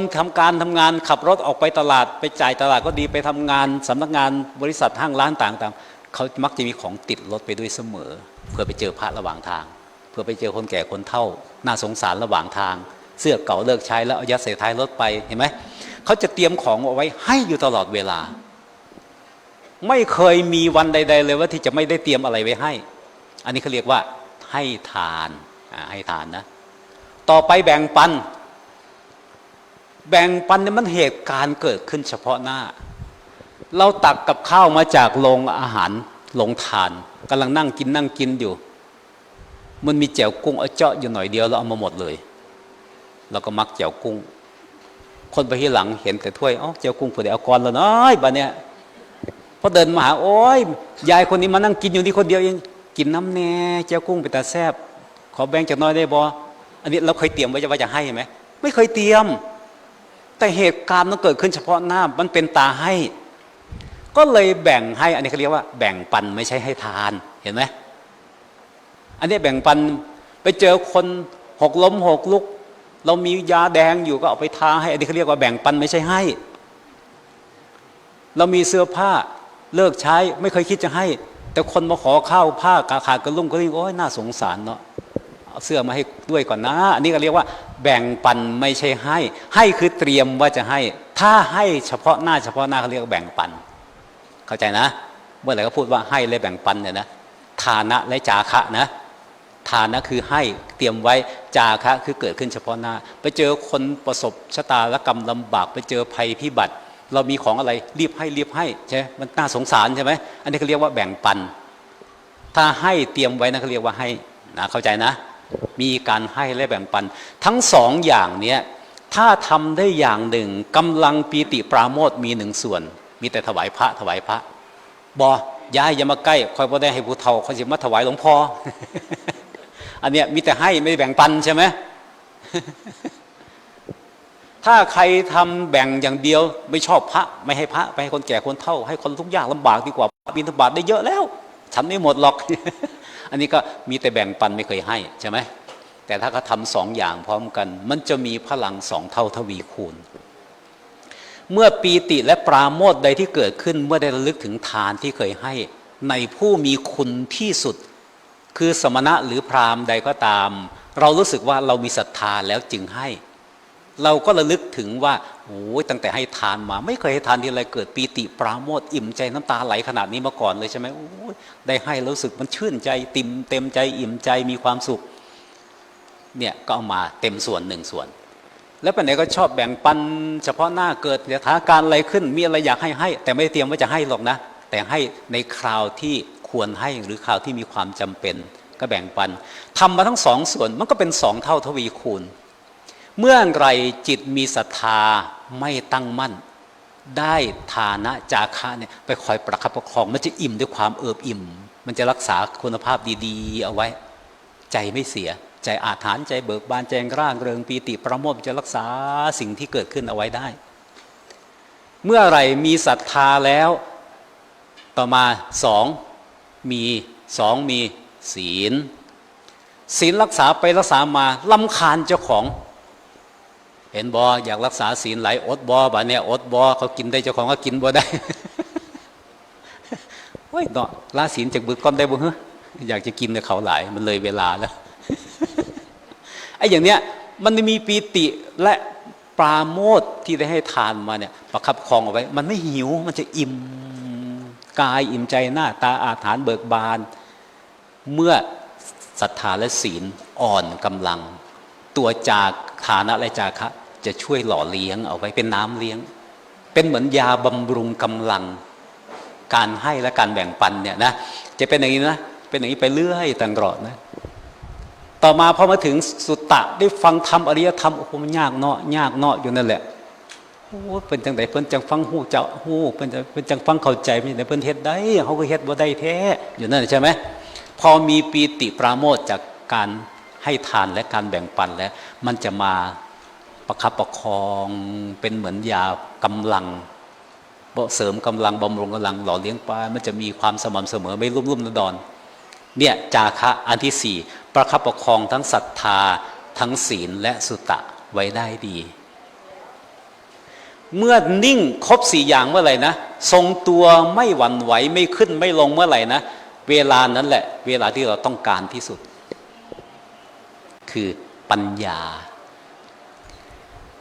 ารู้ด้วยตัวเองว่าอากุศลใดที่เคยมีอยู่ในกายและใจของเรามันทุเลาเบาบางอ่อนกำลังลงเราก็เห็นมันชัดอกุศลใดมันยังลิงโลดเข้มแข็งอยู่ในจิตสันดานเราละไม่ลงเลิกไม่ยอมเลิกเราก็จะเห็นมันชัดแล้วเห็นวิธีที่จะเลิกมันด้วยอันไหนยังเลิกไม่ได้นะกุศลใดที่มันอาศัยศรัทธาเป็นเบื้องต้นแล้วได้เกิดขึ้นมาตั้งมั่นและมีกำลังประคับประคองสหายธรรมอื่นๆอีก4อย่างด้วยกันเนี่ยรักษากันและกันเพื่อกำลังมั่นคงดีแล้วเราก็รู้อะไรรู้ธรรมะที่5คือปัญญารู้ทุกประการรู้ว่าอะไรมันเสื่อมลงรู้ว่าอะไรมันเจริญขึ้น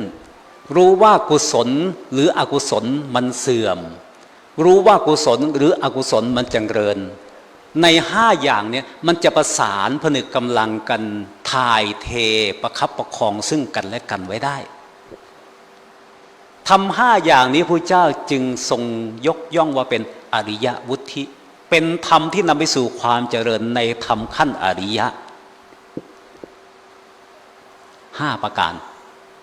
ฟังเฉยๆมันแล้วไปเฉยๆทวนอริยวุฒิ5 1เอ่ยเสียงพร้อมกันศรัทธาความเชื่อในพระรัตนตรัยและกรรมมาเลย1ศรัทธามีความเชื่อในรัตนตรัยและกรรมกรรมและผลของกรรมนั่นแหละ2ศีลคืออะไรศีลคืออะไรศีลคืออะไรศรัทธาความเชื่อศีลคืออะไรโอ้ยอุตส่าห์พูดมาตั้งจะ3 ชั่วโมงหรือยังเนี่ย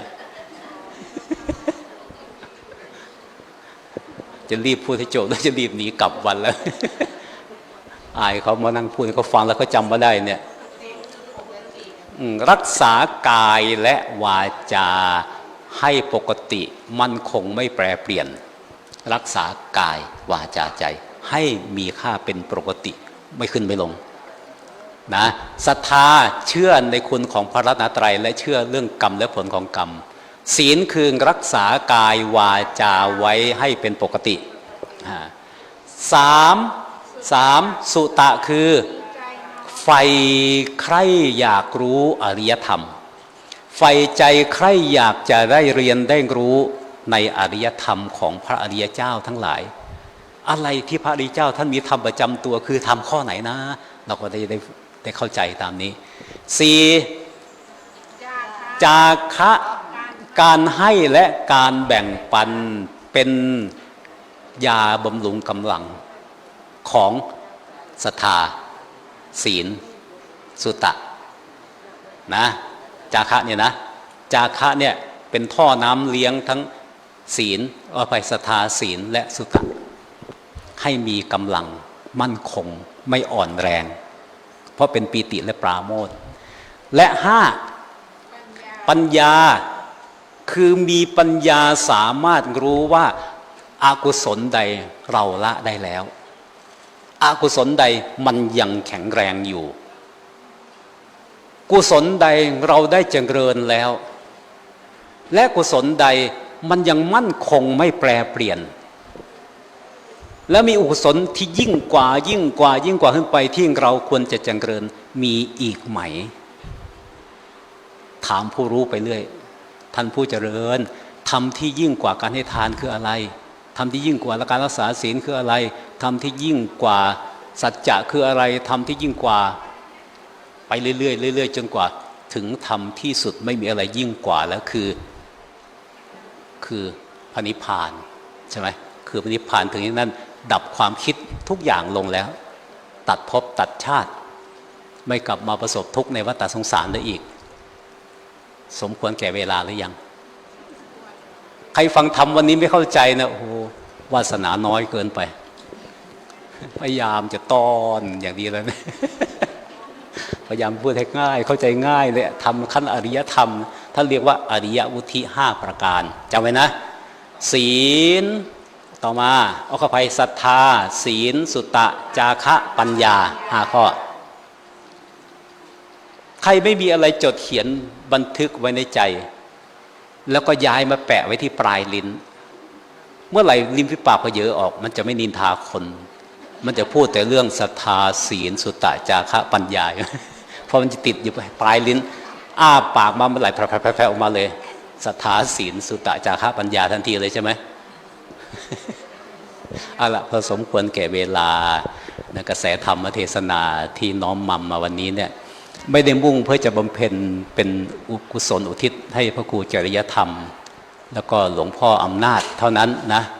ยังน้อมขัดเกลาอัธยาศัยของเราทั้งหลายผู้ยังหนาแน่นไปด้วยความคิดบางทีความคิดไม่ประคับประคองไปในฝ่ายดีความคิดหลากหลายมันเหมือนเบรกเหยียบจึกเหยียบจึกพอจะถึงก็ไม่ถึงสักทีพอจะบรรลุก็ไม่บรรลุทีถูกเบรกจึกอยู่เรื่อยเพราะความคิดนุ่นคิดนี่คิดเล็กคิดน้อยนั่นกระแสธรรมที่ฟังวันนี้ถ้าใครใคร่ควรน้อมจิตพิจารณาตามจริงๆจะเข้าใจว่าหลักธรรมของพระเจ้าตั้งแต่ขั้นพื้นคือศรัทธาไปจนถึงขั้นสูงสุดถึงอริยปัญญาเราก็สามารถที่จะใคร่ครวญให้รู้ตามได้โดยไม่ยากลำบากด้วยบุญกุศลนี้ขอน้อมอุทิศส่วนกุศลให้แก่พระครูจริยสารธรรม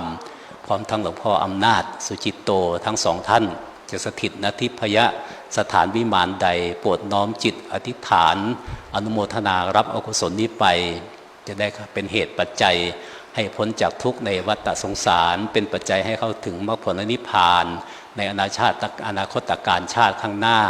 แล้วขอให้ท่านทั้งหลายผู้ได้ฟังธรรมในวันนี้ทั้งที่วัดป่าจริยธรรมและผู้ติดตามการถ่ายทอดสดทางออนไลน์ทุกท่านจงเป็นผู้ได้ส่วนแห่งบุญนี้จงทุกประการขอให้อายุยืนนานขอให้ผิวพรรณผุดผ่องใสขอให้มีความสุขทั้งกายและใจขอให้มีพลานามัยเข้มแข็งแรงขอให้มีปัญญารู้แจ้งในพระธรรมคำสอนของพระพุทธเจ้าและได้เข้าถึงมรรคผลนิพพาน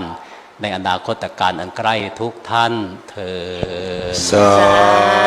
ธุปิดใบไม่ใบ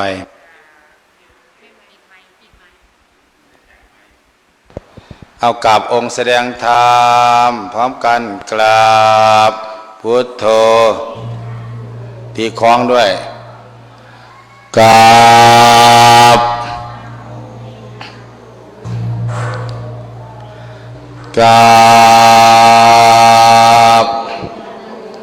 เอาถวายชัยธรรมเด้อเดี๋ยวขอมอบอันนี้ก่อน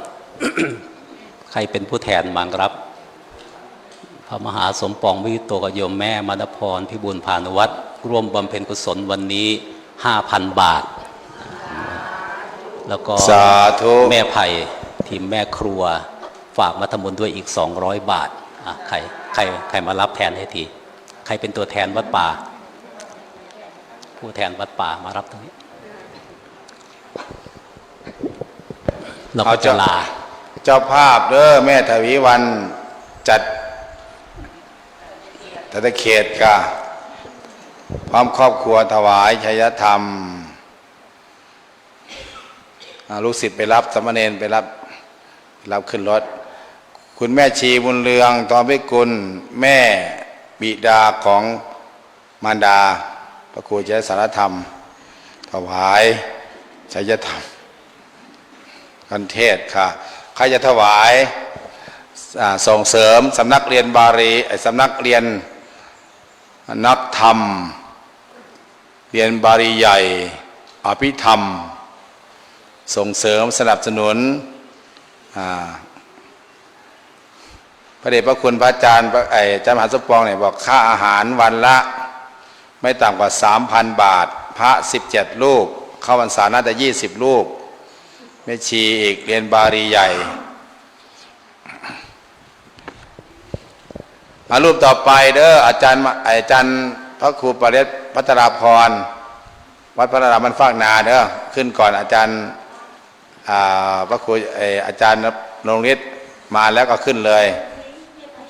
เผื่อจะได้ไปใส่ไม้ต่อนิมนต์ครับถวายตามกำลังเด้อวันนี้ประมาณ15กัน15องค์โยมหยักไว้องค์อื่น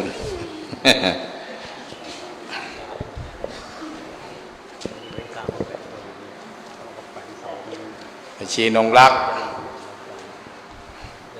ค่อยติดต่อไอ้ก๋วยเตี๋ยวไอ้แม่แซ่บมาจากไอ้นากลางไอ้สวรรค์บ้านบึงสวรรค์นี่นะเพื่อนแบบเหมือนของแล้วขอเงินสัก2,000ไปเติมพรุ่งนี้เช้าจะเลี้ยงผู้ปฏิบัติธรรมสอดแจ้งร้อนสดร้อนเอาน้ำให้คุณแม่กรวดน้ำหน่อยคุณแม่มีน้ำตรวจไหมแม่บุญเรืองทอไม่กุลตรวจใส่ขันเลย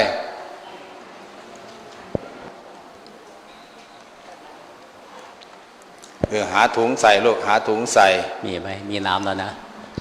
อย่างน้อยก็ถวายครูบาอาจารย์ได้เพิ่นคุณแม่หาน้ำแล้วแม่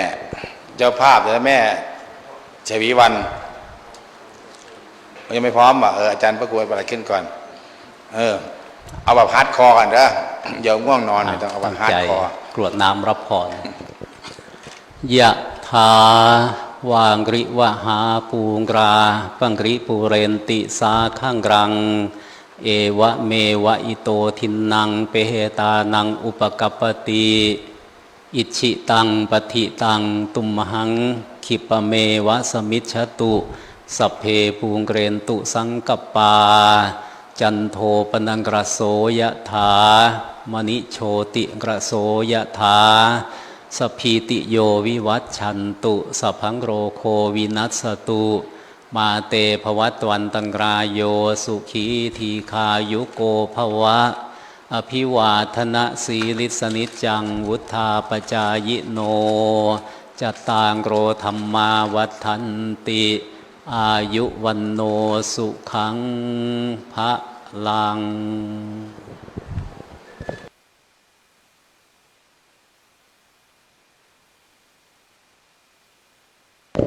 ขอบพระคุณให้นามผู้ร่วมจัดงานทำบุญอุทิศ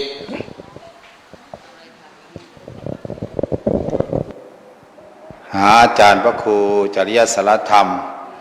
ขอให้พระเดชพระคุณพระอาจารย์มหาสมปองอายุยืนพรรษายาวเป็นร่มโพร่มไทร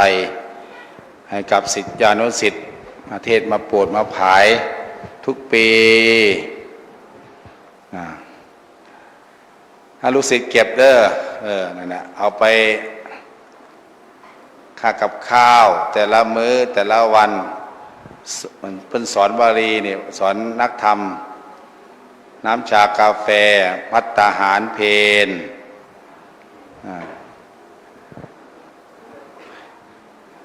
ถ้าสายเรียนเนี่ยถ้าสายเรียนโยมเข้าร่มเด้อโยมเด้อ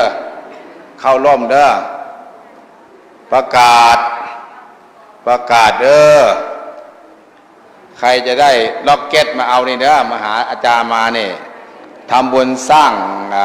พิพิธภัณฑ์พระครูจริยสารธรรมเด้อทำบุญมา100 50 บาท100 บาท1,000 บาทล็อกเก็ตเอามาติดหน้าอกเด้อไม่ชี้ได้หรือยังจ๊ะเป็นที่ระลึกเปลี่ยนน้ำก่อนนะเปลี่ยนน้ำก่อนเนี่ยระลึกถึงอาจารย์เด้อเรียนหนังสือได้เก่งนะเอาเลยหยิบเอาเลยไปเรียนบาลีใหญ่อยู่ที่นั่นจ้าไปเรียนเลยส่งเสริมสนับสนุนแล้วมาเทศนะปีหน้าจะมาเทศญาติโยมรูปต่อไปพระครูประหลัดอรงฤทธิ์อุปลกิจโตจากวัดมหาธาตุกรุงเทพหรือว่าเจ้าสำนักสวนป่าสามัคคีธรรมกำลังสร้างศาลาเด้อ โยมถวายการเทศน์เหมือนกับสร้างศาลาปฏิบัติธรรมอย่าเมาเสียงก่อนสร้างศาลาปฏิบัติธรรมแป๊บเดียวเสียงรู้สึกจะดังไปนิดนึงสร้างศาลาปฏิบัติธรรมกำลังจะมุงหลังคากำลังจะดีปีหน้าปีในนู้นหลังธันวาหรือช่วงธันวาครับ17-8 พฤศจิกา7นิมนต์เทศ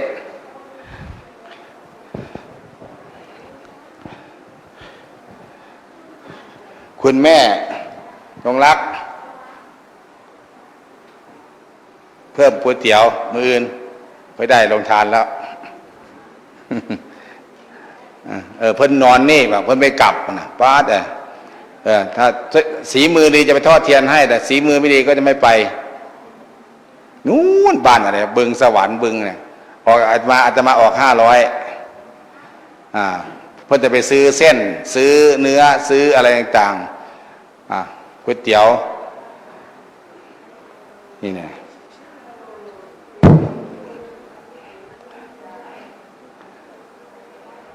โยมนั่งโยมแม่นั่งข้างในนั่งเข้ามาเลยแม่นั่งเลยเดี๋ยวฝนตกสาธุฝนจงตกลงมาให้พวกออกข้างนอกให้เปียกให้หมด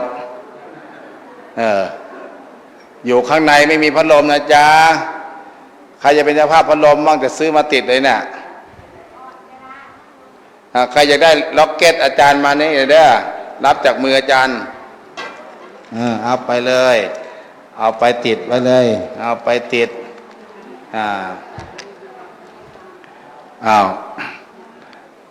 โยมเข้ามานะรูปต่อไปแล้วได้กราบพระกราบครูบาอาจารย์1 ชั่วโมงจากนี้ไปตอนนี้3 โมงกับ17 นาที50 วันที่ได้ฟังพระครูประหลัดโรงเรียนอุปรากิตโตแสดงธรรมทีนี้ลิงก์สัญญาณไปขึ้นไหนบ้างวัดป่ายะนำถ้ำผาหม้อเป็นขึ้นหลักวัดศรีดำวงแล้วก็สาธุเรดิโออาจารย์ต้นไปทางสุพรรณบุรีแล้วอาจจะไปวัดธรรมจักรวัดภูจวงอาจารย์มหาลพันธ์มาไหมเนี่ยโยมเห็นมหานี่มาอยู่มายังไงมหาผมนั่งรถโดยสารมานะ โอ้ไปโอ้เอากราบแสดงธรรมพร้อมกันเอากราบมันม้วนจับไม้กราบญาติโยมกราบพุทโธเมนาโถพระพุทธเจ้าเป็นที่พึ่งของเรากราบธัมโมเมนาโถพระธรรมเป็นที่พึ่งของเรากราบสังโฆเมนาโถพระสงฆ์เป็นที่พึ่งของเรากราบนิมนต์เจ้าข้าพร้อมกันกราบนิมนต์เจ้าข้า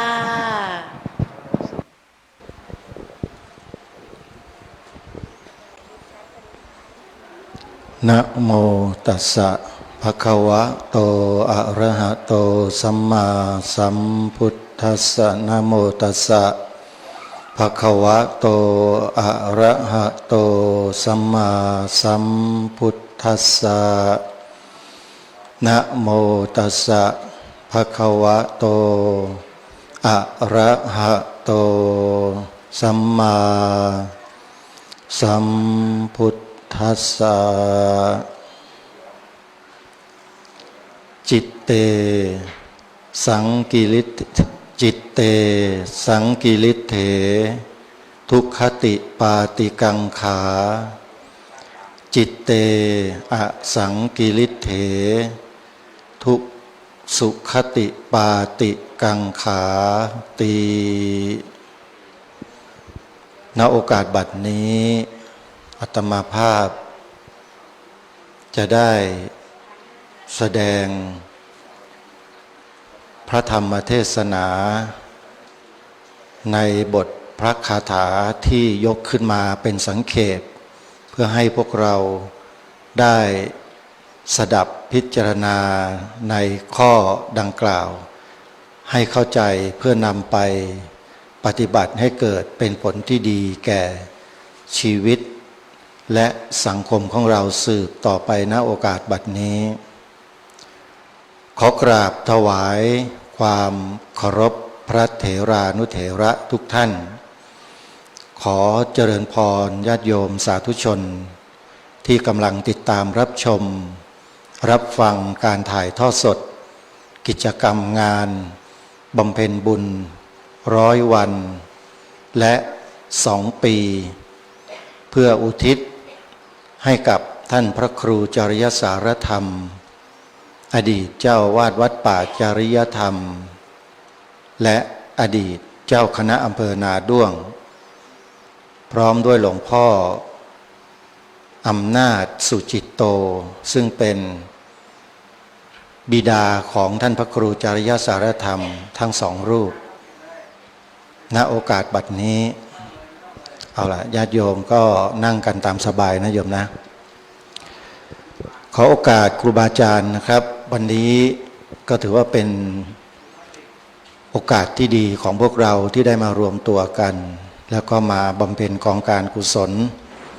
โดยเฉพาะการฟังเทศน์การฟังธรรมจากพ่อแม่ครูบาอาจารย์ที่ได้เดินทางมาในงานครั้งนี้ซึ่งมีอยู่จำนวนมากมายหลายรูปและการแสดงธรรมก็จะเริ่มตั้งแต่ช่วงบ่ายของวันนี้ตั้งแต่ 13 นาฬิกาไปจนกระทั่งถึงรุ่งเช้าของอีกวันหนึ่งก็คือ 26 กรกฎาคมพระพุทธศักราช 2569 นี้การฟังถือว่าเป็นสิ่งที่เป็นเหตุเบื้องต้น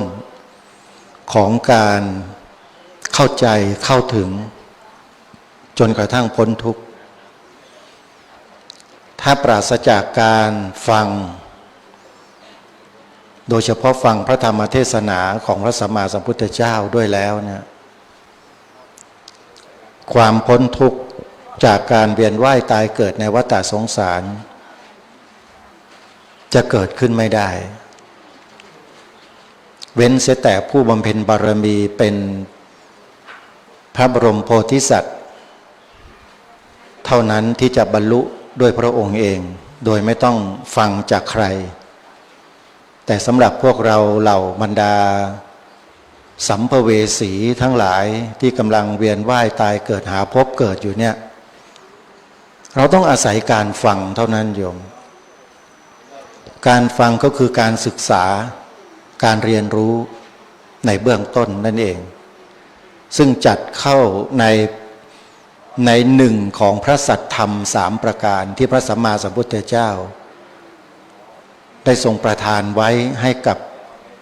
มนุษย์อย่างพวกเราเนี่ยได้นำไปใช้เพื่อให้เข้าสู่กระแสแห่งความหลุดพ้นพระสัทธรรมนั้นก็คือปริยัตติสัทธรรมการศึกษาการเรียนรู้จากการฟังการเรียนไม่ใช่หมายความว่าไปนั่งอยู่ในห้องเรียนเท่านั้นไม่ใช่โยมไปนั่งอยู่ในห้องเรียนยังไงก็ต้องฟังจริงไหมครูสอนเราเนี่ยเขาใช้ท่าทางภาษาใบ้สอนเราเหรอโยมต้องใช้เสียงสอนเราถูกไหมเราก็ฟังเสียงจากครูทีหนึ่งแล้วก็มีตำรับตำราเป็นองค์ประกอบให้พวกเราเนี่ยไปฝึกไปหัดไปอ่านไปทำความเข้าใจต่อเนื่องเพราะฉะนั้นการเรียนรู้ในเบื้องต้นที่สำคัญที่สุดก็คือการฟัง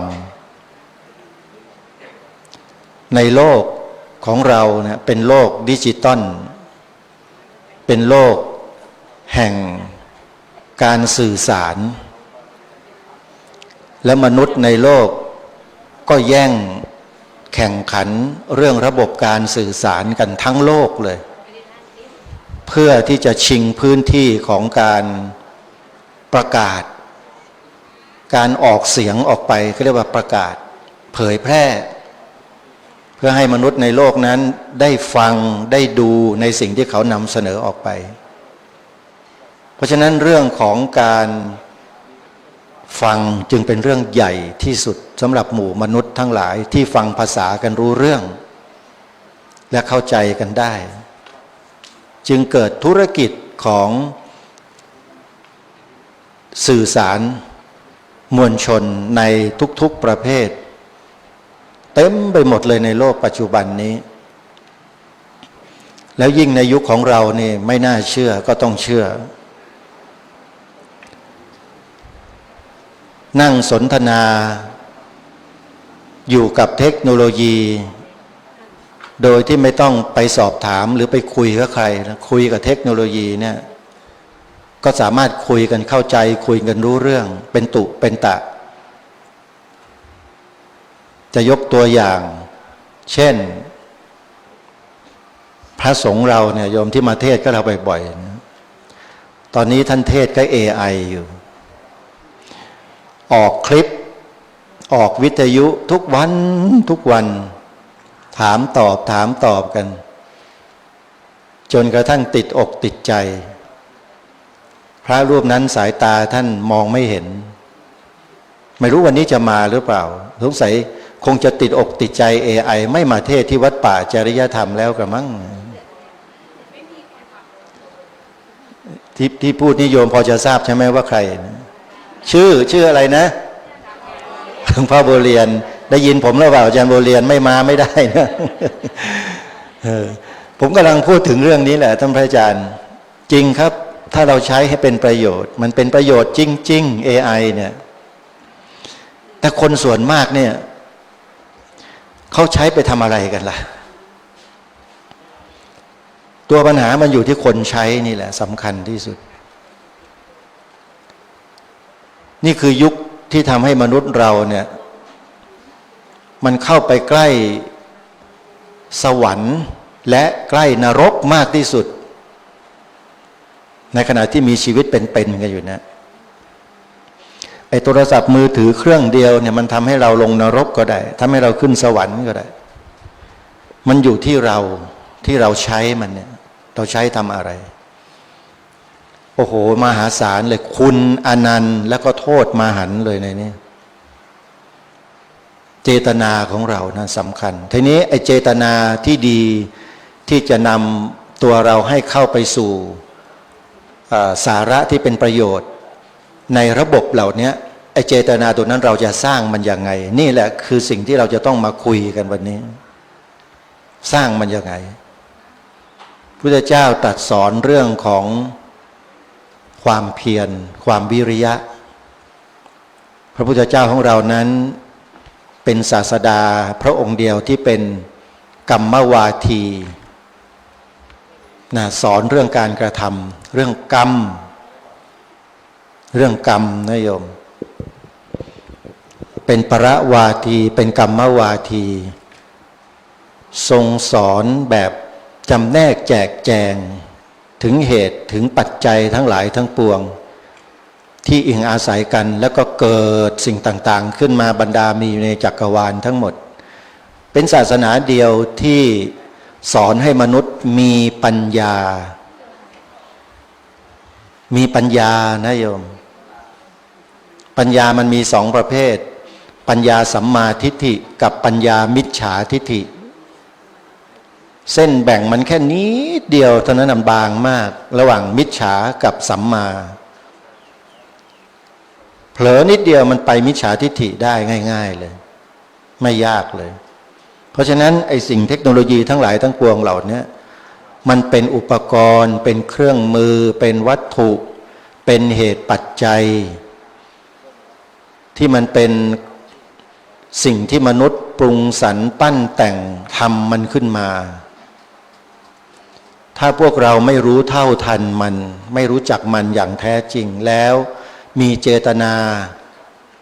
มีเจตนาที่ไม่ได้รับการฝึกฝนมาในทางที่ดีและปลอดภัยเนี่ยนะเดี๋ยวมันก็ไหลไปตามกระแสพวกนี้จนกู่ไม่กลับอาตมาเห็นเยอะทั้งเด็กทั้งผู้ใหญ่เนี่ยไถมือถือกันอยู่อย่างเงี้ยงานการก็ไม่ต้องทำกันแล้วเด็กเอาไปเล่นอะไรเล่นแต่เกมอะไรยิงกันฆ่ากันรบกันอะไรต่างๆเนี่ยมันนั่นคือมันการสร้างความรุนแรงให้ในใจเด็กอยู่ตลอดเวลาโยมอย่าคิดว่าไม่มีผลนะหูกับตาสองอย่างเนี่ยคืออายตนะสองตัวเนี่ยตากับหูเนี่ยโยมจงจำไว้นะป้อนอะไรเข้าไปข้างในเนี่ยใจมันรับไอ้สิ่งเหล่านั้นเข้าไปมันก็ปลูกฝังสิ่งเหล่านั้นทุกวันทุกเวลาทุกนาทีทุกวันทุกเวลาทุกนาทีเห็นไหมเด็กๆฆ่าปู่ฆ่าตาฆ่าพ่อฆ่าแม่ตัวเองมันมีแล้วในบ้านเรานะเป็นข่าวออกมานะแล้วไม่เป็นข่าวอีกเท่าไหร่เห็นไหมความรุนแรงมันสั่งสมได้จากสิ่งเหล่านี้นี่คืออันตรายโยมอันตรายเพราะฉะนั้นอาตมาจึงยกบาลีขึ้นมาในเบื้องต้นก็เพื่อจะบอกพวกเราตรงนี้แหละว่าคนเรามันจะไป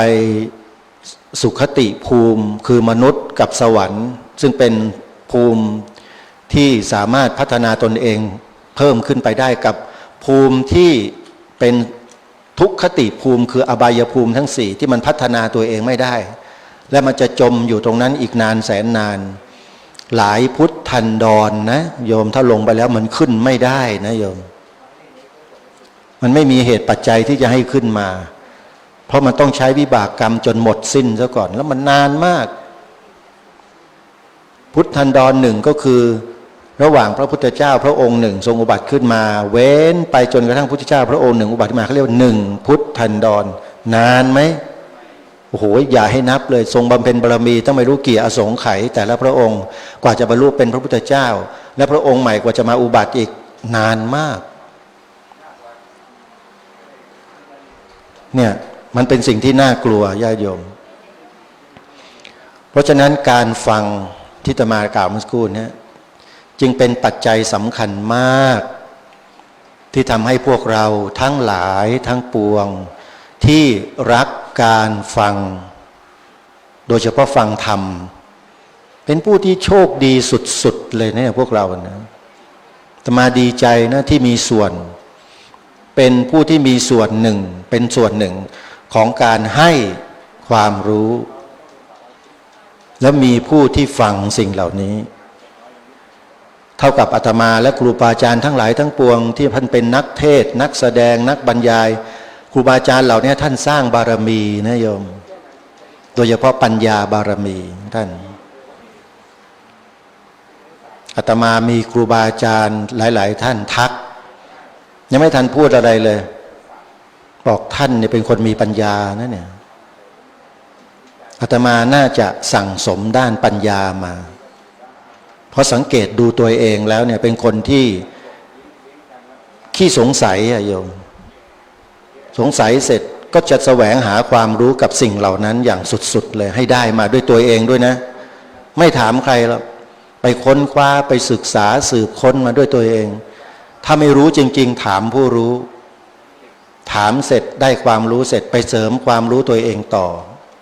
เป็นคนแบบนี้นะเพราะฉะนั้นดีใจนะโยมที่จะมาได้มีโอกาสมาร่วมกิจกรรมกับครูบาอาจารย์ทั้งหลายทั้งปวงที่ท่านเดินทางมาก็ดีไม่ได้เดินทางมาก็ดีและเดินทางไปแล้วไม่กลับมาก็ดีเหมือนอย่างที่อยู่ข้างหลังอาตมาเนี่ยท่านพระครูจริยสารธรรมเป็นต้นท่านเป็นนักเผยแผ่ธรรมะในพระพุทธศาสนาทั้งปริยัติสัตธรรมปฏิบัติสัตธรรมทั้งสองประการอย่างมั่นคงมาโดยตลอดอาตมารู้จักท่านตั้งแต่หลังคาศาลาหลังนี้ยังเป็นมุงจากอยู่เลยแล้วก็มีต้นไม้อยู่แถวๆนี้ต้นหนึ่งขึ้นแทงหลังคาขึ้นไปข้างบนแหมไม่น่าไปตัดเลยจำได้ใช่ไหมใครที่มาสมัยนั้นน่ะ สมัยแรกๆก็ได้นั่นแหละอาตมารู้จักท่านมาตั้งนานแล้วก็ร่วมงานกันมาโดยตลอดสนิทกันเวลามาวัดป่าจะให้ทำอาตมาก็ไม่ค่อยไปจำวัดที่ไหนนะนอนอยู่ที่กุฏิท่านนั่นแหละนี่มาคราวนี้เขาไม่เปิดกุฏิให้มั้งถ้าเปิดก็จะไปจำวัดอยู่ที่กุฏิหลังนั้นแหละเผื่อท่านจะมาสะกิดมานั่งคุยกันบ้างกลางคืนมาไม่ได้กลัวนะโยมไปในหลายที่อาตมาเนี่ยสัมผัสได้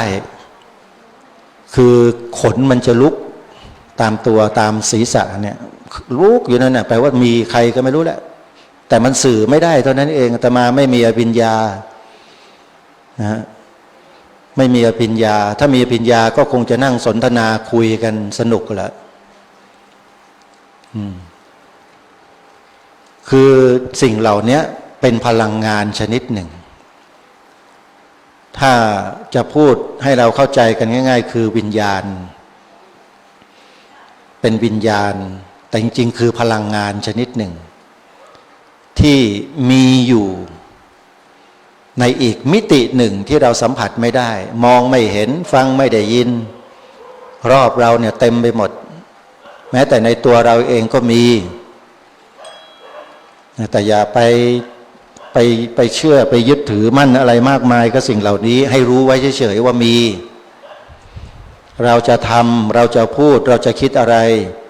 เขาก็จะรู้จะเห็นจะได้ยินเราด้วยเพราะฉะนั้นพระพุทธเจ้าตรัสอยู่ประโยคนึงโยมนัตถิโลเกระโหนามะแปลว่าชื่อว่าความลับไม่มีในโลก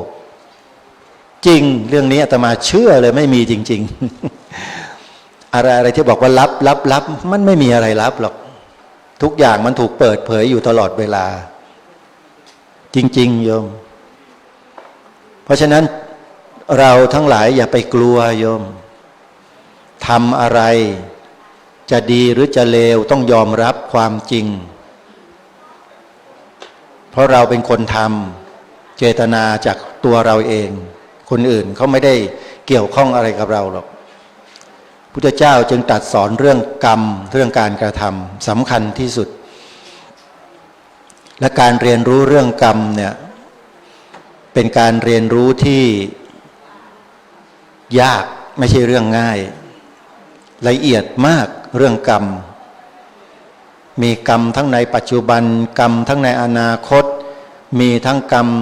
เบียดเบียนมีทั้งกรรมที่ให้ผลที่แตกต่างกันโดยสภาวะโดยเหตุโดยปัจจัยโดยต่างโอ้เยอะแยะไปหมดแต่สุดท้ายแล้วก็คือมีอยู่จริงกรรมผลของกรรมพระพุทธเจ้าตรัสสอนไว้เกี่ยวกับเรื่องของศรัทธาสี่ครูบาอาจารย์ท่านก็เทศอยู่บ่อยๆความเชื่อ4ประการถ้าใครมี4ข้อนี้โอกาสที่จะเข้าสู่แนวทางแห่งมรรคผลนิพพานนั้นไม่ยากเลยคือเชื่อในเรื่องของกรรมศรัทธา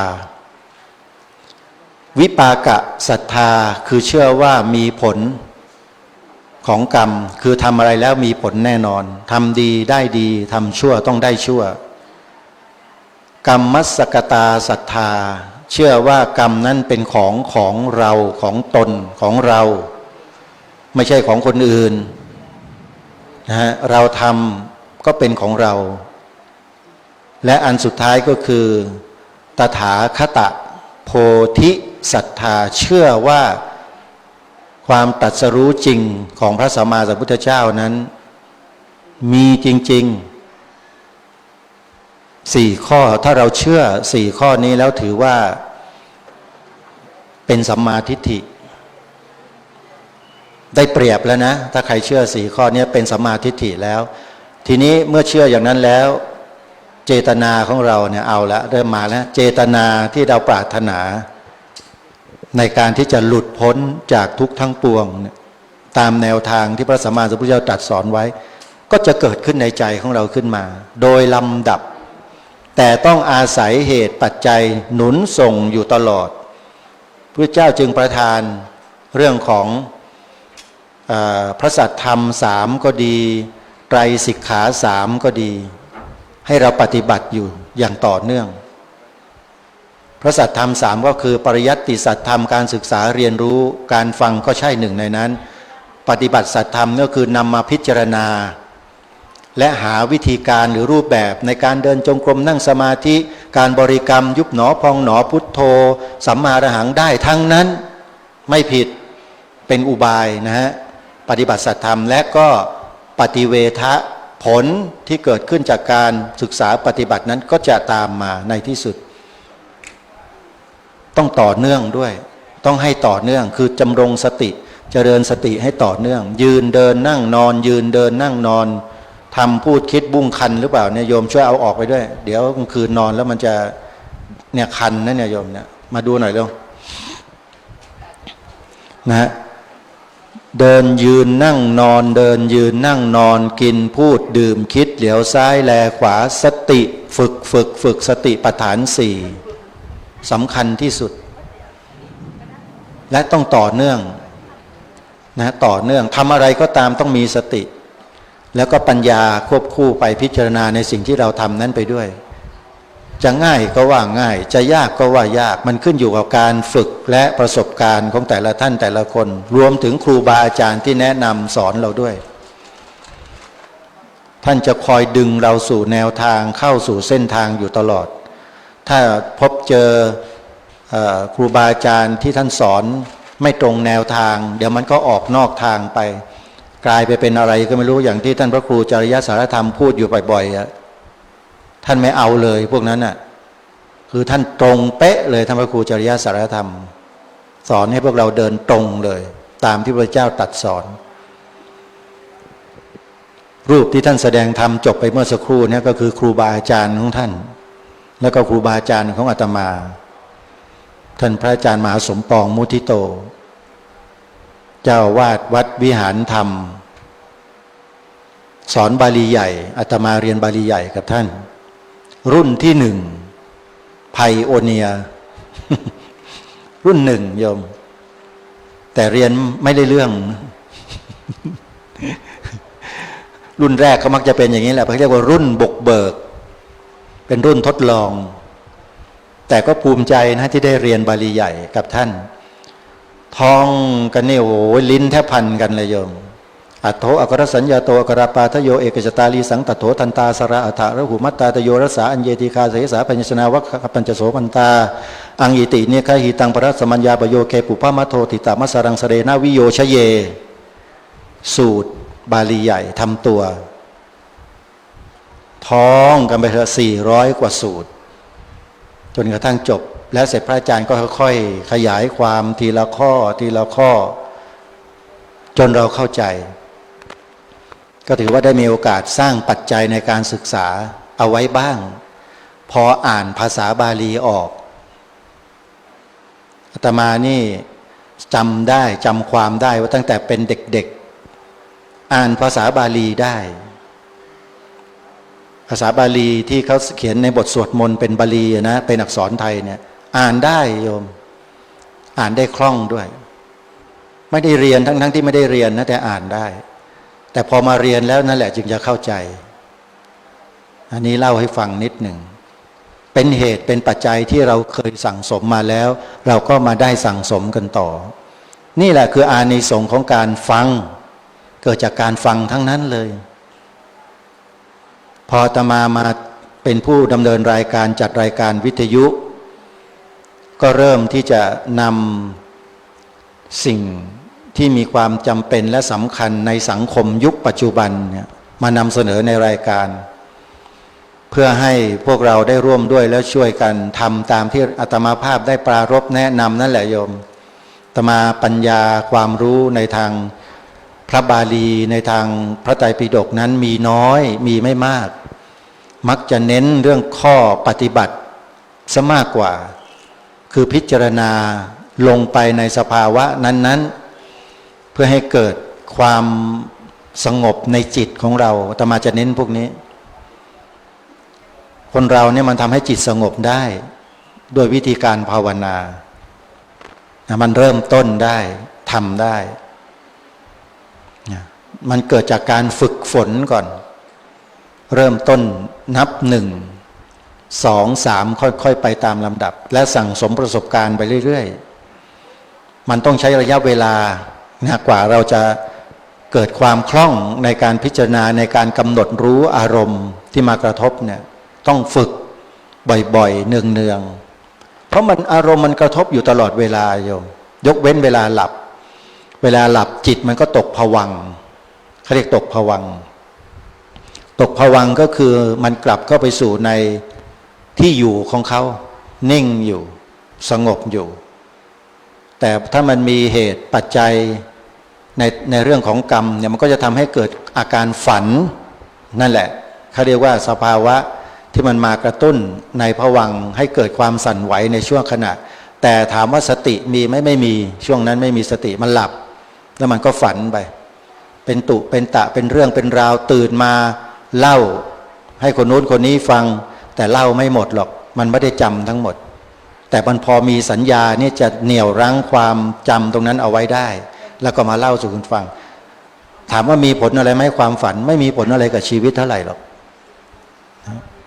มันเป็นเรื่องของธรรมชาติของสัตว์ที่ยังเวียนว่ายตายเกิดอยู่มันก็จะมีสัญญาเนี่ยคอยจำเอาสิ่งต่างๆที่มันผ่านมาแล้วนั้นให้เกิดขึ้นมาในขณะที่จิตตกภวังค์อยู่แม้แต่คนทำสมาธิก็เหมือนกันคนทำสมาธิอย่าคิดว่าจิตมันไม่มีสิ่งเหล่านี้นะโยมจิตสงบอยู่ดีๆเนี่ยกำลังภาวนาอยู่พุทโธพุทโธภาวนายุบหนอพองหนออะไรต่างๆเนี่ยและขณะที่ยุบหนอพองหนอหรือคำบริกรรมหายไปหมดแล้วมีแต่ความนิ่งสงบอารมณ์เห็นแต่อาการของลมหายใจเข้าออกอยู่ตลอดเวลาจนกระทั่งลมหายใจหายไปแล้วไม่มีอะไรเหลืออยู่เนี่ยแม้แต่ขนาดนั้นก็ยังจะมีอารมณ์ที่สัญญามันจำเอาไว้เนี่ยผุดขึ้นมาได้เขาเรียกว่าสภาวะนิมิตก็ดีเสียงก็ดีที่มันเห็นอยู่ข้างในนั่นน่ะโอ้โหเห็นสวรรค์สีทองเพชรแวววาวสวยนางฟ้าเทวดาเต็มไปหมดเลยอันนี้เขาเรียกนิมิตที่ดีบางคนก็นู่นไปเห็นสัตว์นรกโอ้โหหน้าตาน่าเกลียดน่ากลัวเห็นสัตว์ประหลาดอะไรต่างๆมากมายอันนี้เป็นนิมิตที่ไม่ดีมันจะมาปรากฏในสมาธิที่เราทำอยู่ครูบาอาจารย์ท่านก็บอกให้เราเนี่ยอย่าไปตื่นตระหนกตกใจอย่าไปดีใจกับอารมณ์เหล่านั้นให้ใช้สติกำหนดรู้ดูความเป็นไปความเปลี่ยนแปลงของเขาเพราะมันไม่เที่ยงสิ่งเหล่านี้มันไม่เที่ยงมันมาแล้วตั้งอยู่ชั่วขณะเดี๋ยวก็ดับไปหมดครูบาอาจารย์ท่านสอนแบบนั้นอาตมาก็นำมาฝึกตนเองอย่างนั้นแหละให้พิจารณาอยู่ตลอดจะนิมิตอะไรจะเสียงอะไรจะอะไรต่างๆก็ให้รู้หนอกำหนดไปตามนั้นแล้วเดี๋ยวสิ่งเหล่านั้นพอดับหายไปปุ๊บเราก็เริ่มเข้าใจสิ่งเหล่านั้นทีนี้ให้เกิดนิมิตมาอีกเท่าไหร่ก็ไม่มีผลกับใจของเราอีกแล้วเราเข้าใจแล้วรู้จักเขาแล้วนี่มันต้องสั่งสมประสบการณ์โยมอันนี้สำคัญเมื่อเราฝึกฝนบ่อยๆพิจารณาภาวนาบ่อยๆมันก็กลายเป็นความเคยชินไม่ต้องไปตั้งใจแล้วมันจะเกิดขึ้นเองโดยอัตโนมัติตากระทบรูปรู้ทันหูได้ยินเสียงรู้ทันจมูกได้กลิ่นลิ้นลิ้มรสกายสัมผัสถูกต้องแม้แต่ใจคิดนึกอะไรสารพัดสารเพที่มันมีปัญหาอยู่ทุกวันนี้อยู่คนเดียวก็ทุกข์ก็เพราะความคิดนะโยมคนในสังคมทุกวันนี้ไม่มีใครมาพูดไม่มีใครมาทำอะไรให้เราเห็น ไม่มีใครมาทำอะไรเรา แต่ก็นั่งทุกข์อยู่คนเดียวเพราะความคิด เป็นกันทั้งโลกเลยทุกข์อยู่ทุกวัน ดึงเอาอดีตมาบ้างนะฮะวิ่งไปหาอนาคตบ้างอยู่นั่นแหละไม่ยอมอยู่กับเนื้อกับตัวอยู่กับปัจจุบัน การบรรลุหรือการเข้าใจธรรมะมันเข้าใจได้ในปัจจุบันไม่ใช่ในอดีตและอนาคตอดีตอนาคตทำให้เราเข้าใจอะไรไม่ได้มีแต่จะทำใจให้เราตกต่ำแล้วคนเราก็ยังไปในอดีตยังไปในอนาคตกันอยู่นั่นแหละภาษาทางธรรมเขาเรียกว่าฟุ้งซ่านพอจิตฟุ้งซ่านหาวิธีแก้ไม่ได้ครูบาอาจารย์ท่านก็สอนฟังธรรมมาก็ฟังเยอะแยะแล้วยังแก้ไม่ได้สักทีทำยังไงก็ต้องหาอุบายในการแก้ไขตรงนี้ก็เปลี่ยนวิธีการนั่งนานๆแล้วมันคิดก็ลุกมาเดินมั่งพอเดินไม่เมื่อยก็มานั่งบ้างทำกิจการงานต่างๆตามปกติของชีวิตเราก็เอากำหนดสติไปอย่างเงี้ยเรื่อยๆให้มันทันต่ออารมณ์ที่มันปรากฏที่ชัดทั้งรูปและนามฝึกอยู่อย่างเนี้ยทุกวันทุกเวลาทุกวันทุกเวลาทุกวันทุกเวลาวันหนึ่งเดี๋ยวจะเข้าใจตัวเองเข้าใจอารมณ์ที่มันเกิดขึ้นจากการกระทบตลอดเวลาเนี่ยธรรมะมันเกิดตอนกระทบนะโยมเกิดตอนที่มันกระทบมันไม่ได้เกิดจากการที่เราไปนึกไปคิดไปนู่นไปนี่ไม่ใช่นะมันเกิดจากการกระทบในปัจจุบันนี่แหละพิจารณาให้ทันอยู่กับปัจจุบันให้ได้